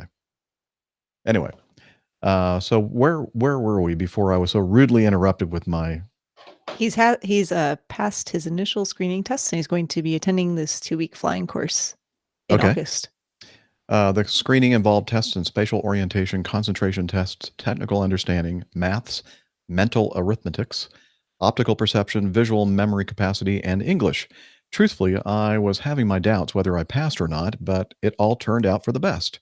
Now, I'd like to say a big thank you to the APG crew and community. Ever since I was a child, I loved planes, and I grew up to be an aviation geek. As one of the younger listeners, 21 years, who sometimes still needs some guidance, the podcast, interactions with the community, and all the stories I've heard have been an immense inspiration and have motivated me to follow my passion in aviation. I've never thought about becoming a commercial pilot, but I think the flying course in August should give me some good guidance whether or not I should pursue this path. Attempting to become an Air Force pilot is not an option for me, as unfortunately I was medically discharged from the Swiss Army. For now, I'm going to take step by step and start my studies in communications in September and stay involved in the world of aviation as much as possible. Even though you just hit the 50% accuracy mark, thank you so much for the weekly podcasts and all the work you put into them. But also a big shout out to the community for being so active. It makes this podcast very unique. Clear skies, tailwinds, and all the best, Philip. Brilliant. That I sounds like want a to know if wonderful opportunity. I want to know if Philip escaped from the Swiss Army with his knife. His Swiss Army knife. Did you get to keep it, or did you have to give it back? That's a great question. Let us, inquiring minds want to know, No, Philip. You'll have Not a to. great question. Exactly right. I had a look at Grenchen Airport. It's a nice looking little place. It's about 1,400 feet above sea level. So not, there's some interesting factors there. It's got a runway of just over 3,000 feet, which appears to be asphalt. Looks like they're having a thunderstorm right now, too. Whose fault? Right. And and a couple of grass runways as well. So we'll get some good experience there. Pretty little terminal, control room, etc. Excellent. Well, if you too want to get a virtual tour of Grenchen, look it up on Google. One of those grass strips is a glider strip. It specifically says. Oh, right. Okay. Neat. Hey, Thomas. Well, I'm sorry. You guys want to keep talking about this? I just wanted to wish Philip all the best and good luck. Yes.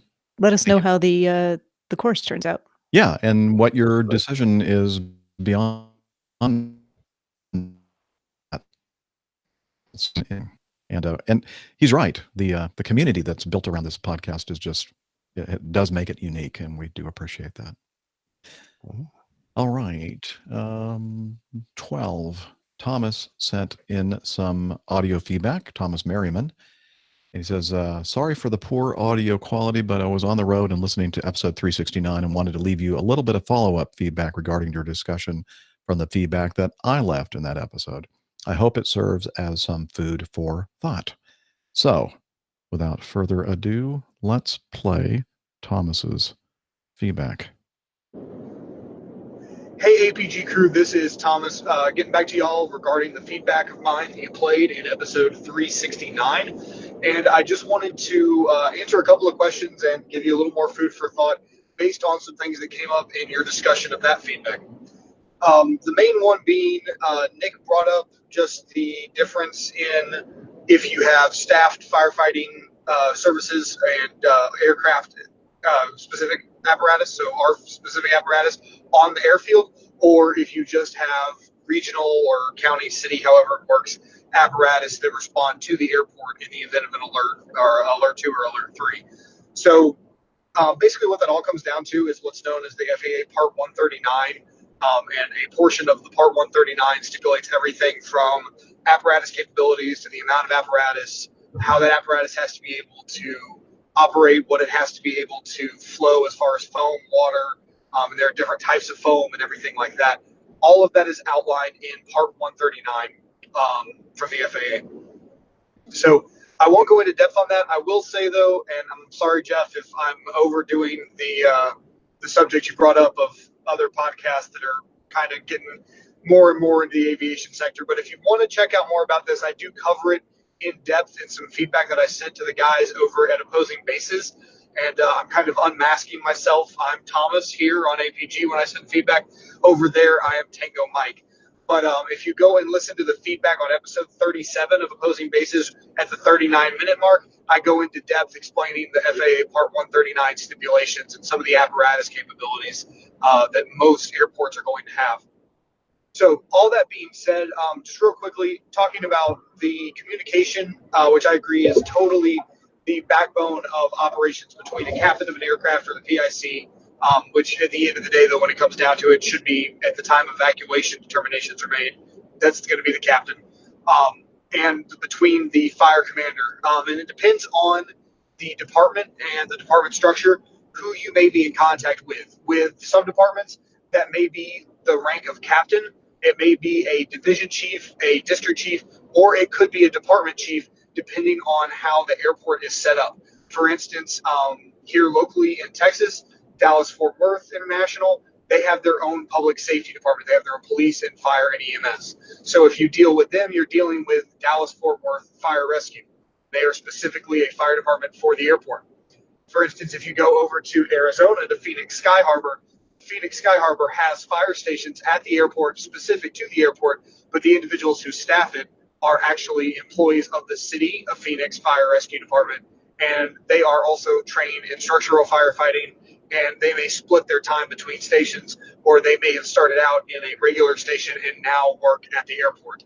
But it just depends where you go. However, regardless, basically anywhere that is going to be having commercial traffic is going to have a dedicated apparatus with dedicated personnel specifically trained in aircraft fire suppression, evacuation, handling aircraft type emergencies. Now, the one interesting point I would like to bring up, and I'll leave you with this, you were talking about the ways that you communicate, and Jeff, you brought up the lack of consistency, at least here in the U.S., which was really interesting to hear Captain Nick talk about how he has a little bit more uniform capabilities in the UK when it comes to contacting fire services. I know a lot of departments near me utilize the ground frequency. However, listening to some incident tapes, you will find that it depends on the ability of the crew to change frequencies, which, if there's an electrical issue or whatever the case might be, you may or may not be able to do that readily. There may also be an issue of task saturation and things like that. And it may be that they're able to bring fire rescue to whatever frequency the aircraft is on. So it could be tower, or it could be that they have them change over to ground, or they could have a dedicated emergency communication, basically what we call like an interop frequency, where you could talk between the fire command and the commander of the aircraft, the captain. So it just depends on the different department structures here. Like Jeff talked about, it's really not a consistent thing, and I would agree that it really ought to be more consistent. And I believe that it should be something that's more widely published and known, because it's really up to the air traffic controller, up to the commander, and up to other people at airport operations as far as where they may direct you as a pilot when you declare an emergency and you're landing. They may say contact fire rescue on ground. They may say contact fire rescue on, decimal 6, whatever it is. It may really just depend on what they think is the appropriate setup for that event. Now, I should also point out, though, the last thing I'll leave you with is that there is no uniformity between departments as far as who and how many people hear your transmissions. You actually talk typically to one commander. So it'll be, whatever the moniker that fire department uses. It could be Red 1, Smoky 1, Crash 1, ARF 1, whatever the case may be. But you are talking to the commander of the scene. However, they are only in one piece of apparatus. They may be in one of the ARF trucks, or they may be in a command vehicle, but they are not necessarily the same individuals interacting directly with your aircraft. And all of their communications with their personnel in the other trucks could be taking place and is taking place on possibly another analog frequency that you have no ability to tune to with your radio equipment. Or a lot of public safety departments now use digital trunk systems, and there's no way to actually tie your aircraft in with the current equipment the aircraft have. There's a completely different spectrum of radio space than what the digital systems that public safety departments are migrating towards. So a lot of these departments are only outfitting their command vehicles or certain ARF vehicles with the UHF, VHF radios that they would need to contact the aircraft, on ground or on tower frequency, whatever the case may be. So just another thing to kind of keep in mind, always just, more knowledge I feel like is more useful in this case, but just something to think about when you're discussing these things with a commander. The other individuals and other apparatus on scene are more than likely not going to be hearing your transmissions directly. So they don't have the same context that you're giving to that commander. And there's time loss in that relay of information. And of course, again, it's like playing the game of telephone, where you give information to the commander then has to make decisions and pass that information along to the individuals in the other apparatus to make decisions about how they're going to progress with the emergency of your aircraft. But all that to say, I think you brought up some other excellent points from my main feedback, and hopefully this just sheds a little more light on things. And if you ever have more questions about the public safety side of things, I'm happy to do that. I've got connections throughout standard firefighting and airport firefighting with my public safety background. So I would be happy to do that. As always, thanks for the great show, and I'll be here listening. Wow. Talking about a lot of information there. That is excellent. It's so good. As you said, knowledge is, a big part of running a safe operation, communications as well. And I had no idea that all that stuff was going on behind the scenes. No, I'm a little perturbed, as I think Thomas is, that there's no standard way of communicating, and that we might only be able to speak to one person in the firefighting team, who then has to relay through a completely different communication system to the people under his command as to what's going on. So it means that if we need to give an urgent instruction, it may take some time for it to filter down to the person that we're concerned about. That's obviously one area of concern for me. Yeah. But I picked up on something else. It depends, of course, who you're talking to. But if someone said to me, am I speaking to the PIC? I wouldn't have a clue what he's talking about, because now, of course, I realize he's referring to the pilot in command, or the person in command. I guess the pilot in command. Pilot in command, yeah. Pilot. Yeah, but it depends entirely where that pilot has come from as to whether he would understand acronyms like that. And all I'm going to say in my sixpenny worth is that when it comes down to communications, you've got to speak in very plain English, so that firemen, I'm sure, are just like pilots.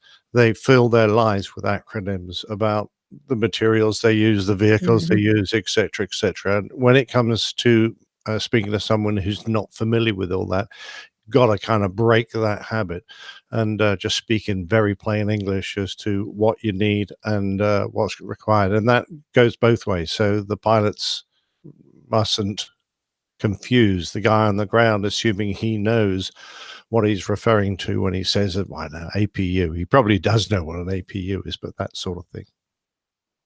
Right. Good points. Very good. Yep. Very good points. So at least we know we have a resource in the firefighting world who listens actively to our show and participates actively. Thank you, Thomas. Great stuff. Really is. Do appreciate that. Air stairs. You want to talk about air stairs? Who doesn't? Yeah. Ian sent a little short audio feedback regarding that. We had a discussion about integral air stairs. In other words, air stairs that are part of the airplane that we carry with us. And apparently we didn't get it quite right.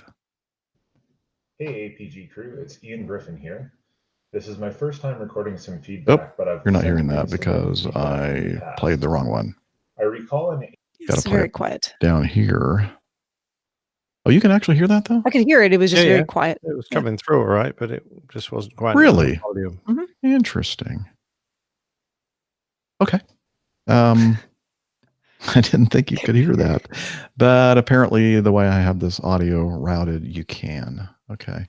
Well, I'm not sure it's going to be any louder over here on the iPad, but let me try it. I have not hit the play button yet, just in case you're wondering. Okay, here we go. Hey, APG crew, it's Ian Griffin here. This is my first time recording some feedback, but I've sent in some written feedback in the past. I recall in APG episode 369 that Mark had a question regarding what airliners have air stairs, and you all weren't sure which ones had them. So it so happens to be that the Boeing 737 has optional air stairs on all models 200 through 800, except the new MAX series. That's all I can think of for modern airliners that still fly. There have been some interesting classics that have had air stairs that you might not know about, such as the L1011 with PSA Airways. They had some air stairs located in the lower level near the 2L door on some of the aircraft. Air Force One also has a custom set leading to what would normally be the cargo compartment with some additional stairs leading up to the passenger cabin level.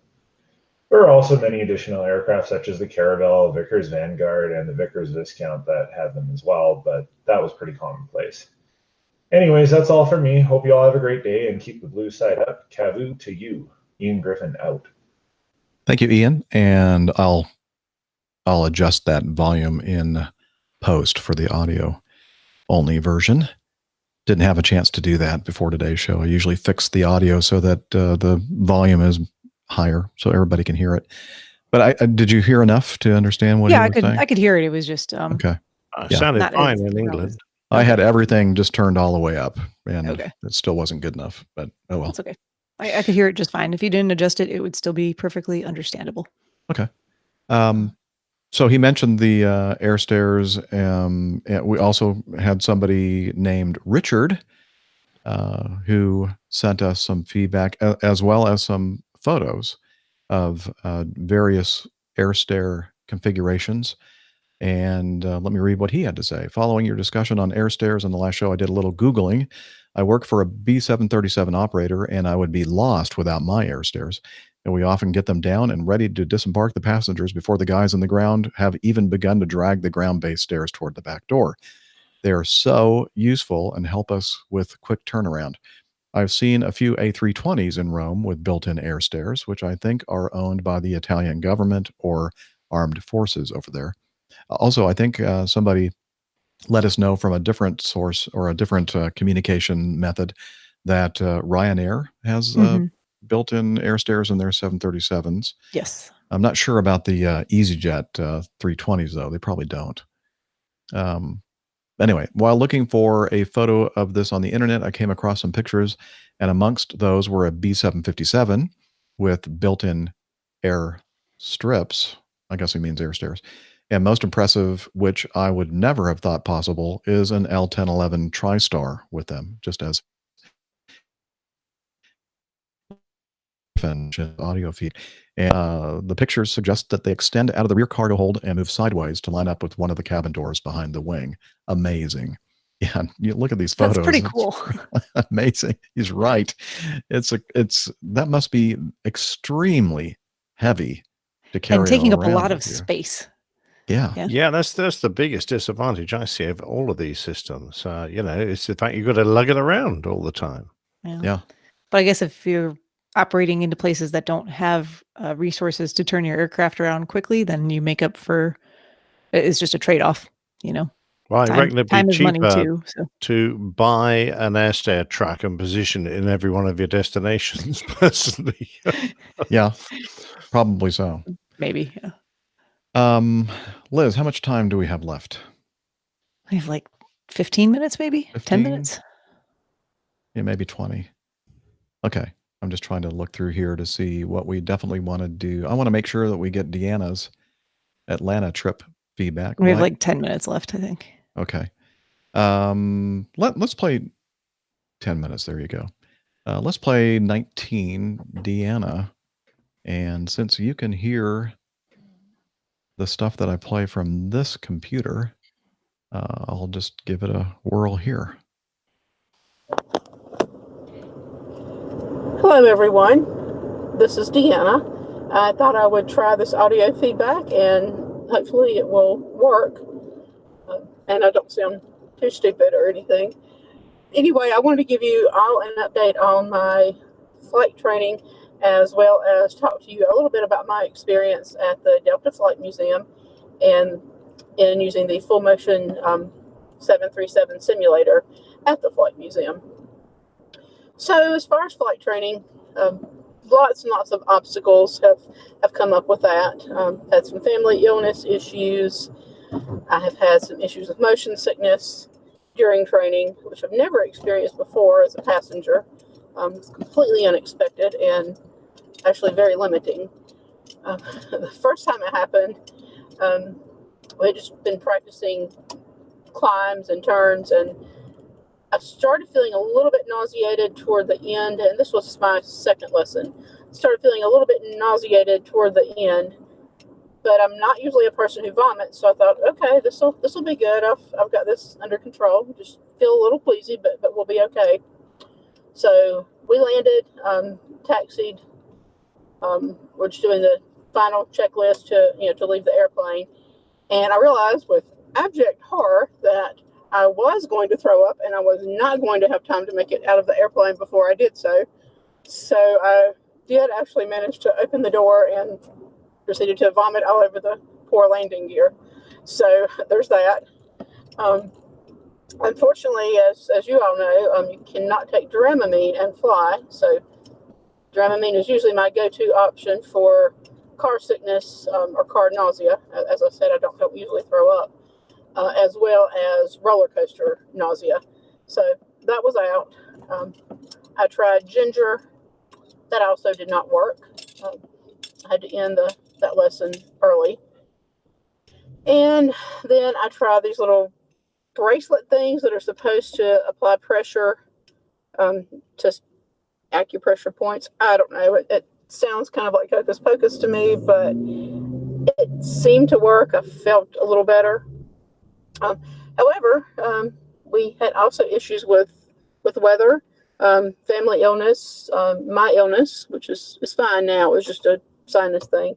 But all boils down to basically I've only had about 4 hours in all this time. I'm also having to change instructors because my instructor is moving on to a new job. So anyway, I'm still going to try it, still going to continue. It's just taking a lot more time than I thought it would. So anyway, as far as the Delta Flight Museum, that was a lot of fun. It was an absolutely glorious day yesterday. The museum is right near the airport, so in between looking at exhibits, I was able to get out and watch lots of airplanes taking off. Just absolutely gorgeous day. I stood underneath the 747 that they have there on display and watched airplanes take off for probably an hour. So I did enjoy that. And as far as the simulator, that was an interesting experience. I had never done a flight simulation before, computers or anything like that.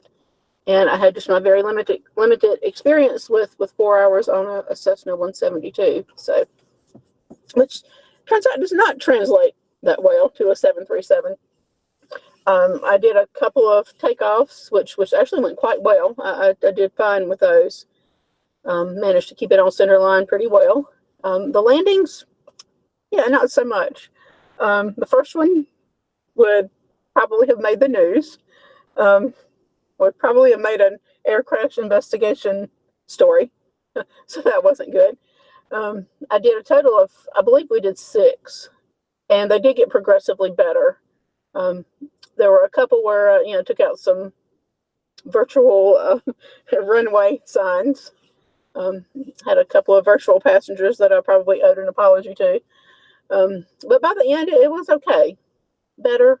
Not great, but better. I think if I were able to do it again, I would probably continue to see improvement. But the instructor was very patient.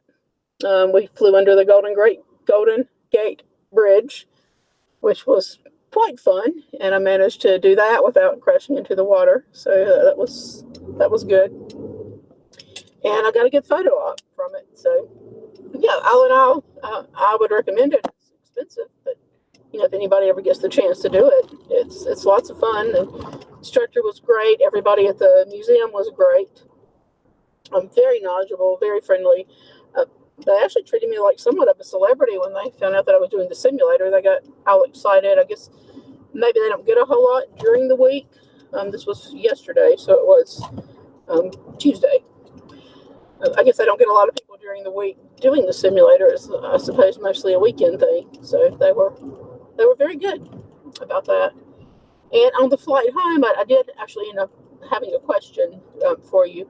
We were on a Boeing 737-9, and I noticed that when they did the flight safety briefing, usually they will specifically state that this was Amy Airlines, by the way.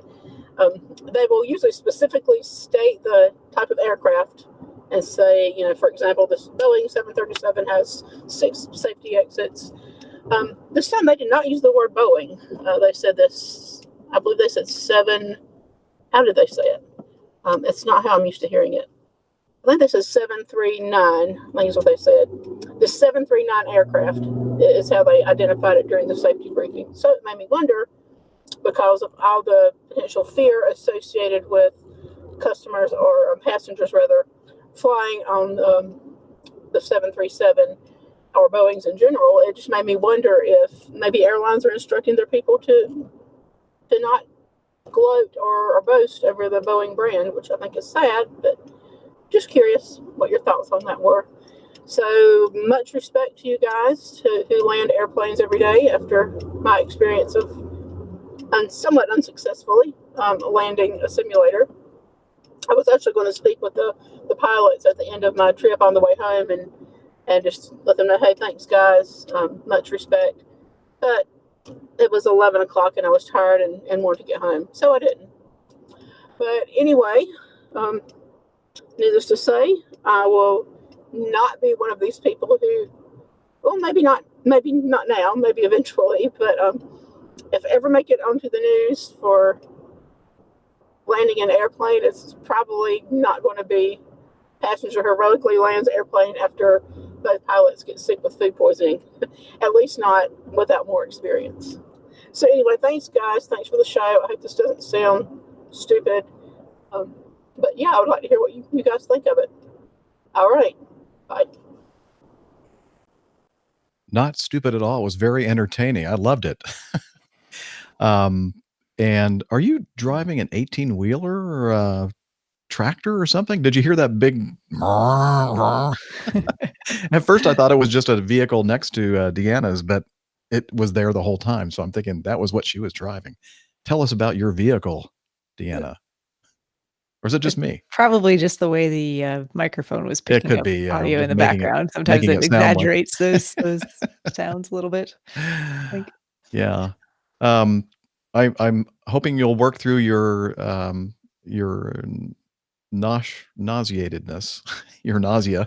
There we Your go. nausea. It's just nausea. And that's I wanted to add a couple of different, Versions. Nauseatedness. Anyway, Nauseatedness. yeah. But anyway, and then I'm glad that they treated you like a VIP at the Delta Flight Museum, and I thought it was As really they should. It was very funny, her description of her landings. I know. Well, don't worry. There are plenty of real pilots out there that are hitting runway signs. So That's true. I shouldn't worry too much at all. That's good. And no doubt that with a little more practice, if you ever get more time in the simulator, you will not be one of those pilots for much longer. So right, exactly. Yes, I'm glad you enjoyed it so much, and it's a great idea. I think it's lovely to get a feel for that kind of stuff. It's good. Yeah, I'm only sorry that. Go ahead. Cool museum. Oh, I was just gonna say it's a great museum too. So that's lots of good stuff in there. And I'm just sorry that I was on a trip and wasn't able to meet up with you at the Delta Flight Museum. And we have a lot of APG community members here in Atlanta, but I guess everybody was busy. So sorry about that, Deanna. Another time, perhaps. All right. And her question at the end there about whether I don't think so. I mean, I don't think I've actually flown on a. It's funny though. The airline that I fly with most often out of Charlotte doesn't often mention which type aircraft you're actually on. They just direct you to look at the safety card in the seat back pocket in front of you. The only airline that I fly on that does it regularly is actually Southwest, which is a little strange because they're flying 737s routinely. They're all 737s, but they do specifically mention whether it's a 700, an 800, or back when I had 300s, 500s. They would let you know, and it says on the card. Well, actually, on the safety card, it lists a bunch of different. I was going to say maybe it that's lists why whichever they ones are mentioned common. it. Yeah, because the card might have 700, 500. Well, the cards used to be 300, 500, 700, 800, and I don't know if they have a separate one for their MAX aircraft, which they're obviously not currently flying. And would the evacuation / ditching procedures vary depending upon what? The 300 and 500 had different variant? information than the 700, 800, definitely. Not entirely sure about the MAX because I've not flown on one and not sure that I'll get a chance to anytime soon. But from what I remember listening to the PAs from our flight attendants when they're doing their safety briefing, they usually say which type of aircraft it is. Yeah, like the I think Boeing Acme McDonnell does, Douglas actually. 88 or whatever. Yeah. I just don't have an opportunity to fly Acme very often, but I think you're right that they do. Yeah. So maybe it was something that was put out there like a memo for the in-flight group to not mention the name of the company, but I have a feeling it has more to do with that individual just decided not to say Boeing. Or just, momentary distraction, and you hear them say all kinds of things during some of those. It's supposed to be just standard, but if there's a momentary distraction, sometimes they skip something and pick up beyond where they left off. I can't tell you how many times I'm in the middle of a PA going, what are you saying right now, Jim? What did you say? What did you say? Like I'll say the same thing over, twice. Yes. And the seatbelt light. Oh, I already told you about the seatbelt light. Never mind. Because sometimes when you have to say the same thing over and over and over again, like one instance of it kind of blends into the next, and then you go, "Did I do that already or not?" So like when I'm doing this time, I'm doing a PA, I'm looking over and I'm thinking, okay, I'm going to tell them about the weather. So I'm kind of looking over. I'm talking, doing my spiel, and I'm trying to get the screen up for the weather at the destination. And then at the same time, we're also sometimes listening to like the communications frequency, and they may have given us a clearance, to descend to this altitude at this point. And so I'm trying to like absorb all that while at the same time talking. And sometimes it doesn't work out. Yeah. I'm thinking it's probably more of the case of what happened there because, if you can see what's going on while they're making those announcements, sometimes there are other things happening in the background and you get these momentary distractions and you go, oh yeah, I said that already. But really left out the word Boeing, but probably not a big deal. All right. Well, thanks again, Deanna. Really enjoyed that feedback. And thank you for taking the time to do that. Looks like we're going to end this feedback extra episode now. We still have several items in the feedback folder, but you know what? We've really culled a lot of it. So culled the herd. Yeah, culled the herd.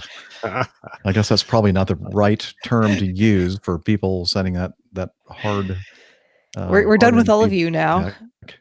I'm done. There's just about enough for the next show, I would say. Yeah. Unless we get any more. Excellent. Yeah, well, if you want to send us some more, you can head over to Don't. You can, don't even do it. Don't even think about it. Think to yourself, I'm going to send in some feedback. No, I'm not going to do that. No. On second thought, pass. Feedback at airlinepilotguy.com. Yeah, there's also an avenue or a way to do that with your smartphone or tablet device if you have the Airline Pilot Guy app, which can be found on the iOS App Store and Google Play Store, I believe.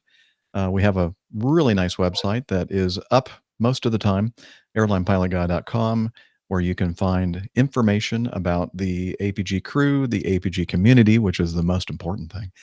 The calendar, meetups in the future. We have a section for watching the show live. We have, let's not forget about, even though we didn't have one in this episode, we can find the latest Plain Tale. You can also subscribe to Plain Tales as a standalone podcast. So we have a section with a lot of supplementary information regarding all these Plain Tales installments, right, Captain Nick? Certainly. Yeah, it's on the website. And you can get an RSS feed so you can get it into your pod catcher of choice. But it's important to, I don't think I've even mentioned this before. Please do look at the Plain Tales on the website as well, even if you get the RSS feed, because you have put in a lot of extra information, photographs, and that kind of thing to support what you're talking about in the episode. Yeah, that's right. Particularly if it's an airplane you're not familiar with and you're wondering what on earth it actually looks like. I usually put a picture of it there so you can imagine it, or you don't have to imagine it. Sorry, you can actually see it. Yes. I'm just pulling up the site right now to see what else have I forgot. Merchandise, Coffee Fund, which we didn't talk about on today's episode, but if you want to support the show financially, you can click on the Coffee Fund and it gives you information about that. You can contact us and lots of good stuff on there. We are thanks to our website guru Arash and doing a fine job with that. Thank you. And we're also on social media, right, Steph? Yes, the social media, or as Social Jeff media. prefers, social medias. You can head over to twitter.com. We are at APG Crew. Interact with us there in, I don't even know how many characters we can do anymore. 280? Well, who knows? I don't know. Something brief. Who's counting? Or send us a whole bunch of tweets. That's fine. Your call. Yeah. We're all there. You can find our individual Twitter information pinned to the top of that page. You can also head over to facebook.com/airlinepilotguy, interact with the crew, the community, post articles, find out about meetups, just general community involvement going on there. Hope to see you. Yes, and I've mentioned it several times on today's show, our Slack team our APG Slack team, and Hillel will tell us now how you can join that team. APG listeners, please join us on our Slack team. Slack is a communication, coordination, and sharing platform that works on your mobile, laptop, or browser. On Slack, we share ideas and news. We suggest episode and Plain Tales topics. We plan events and meetups.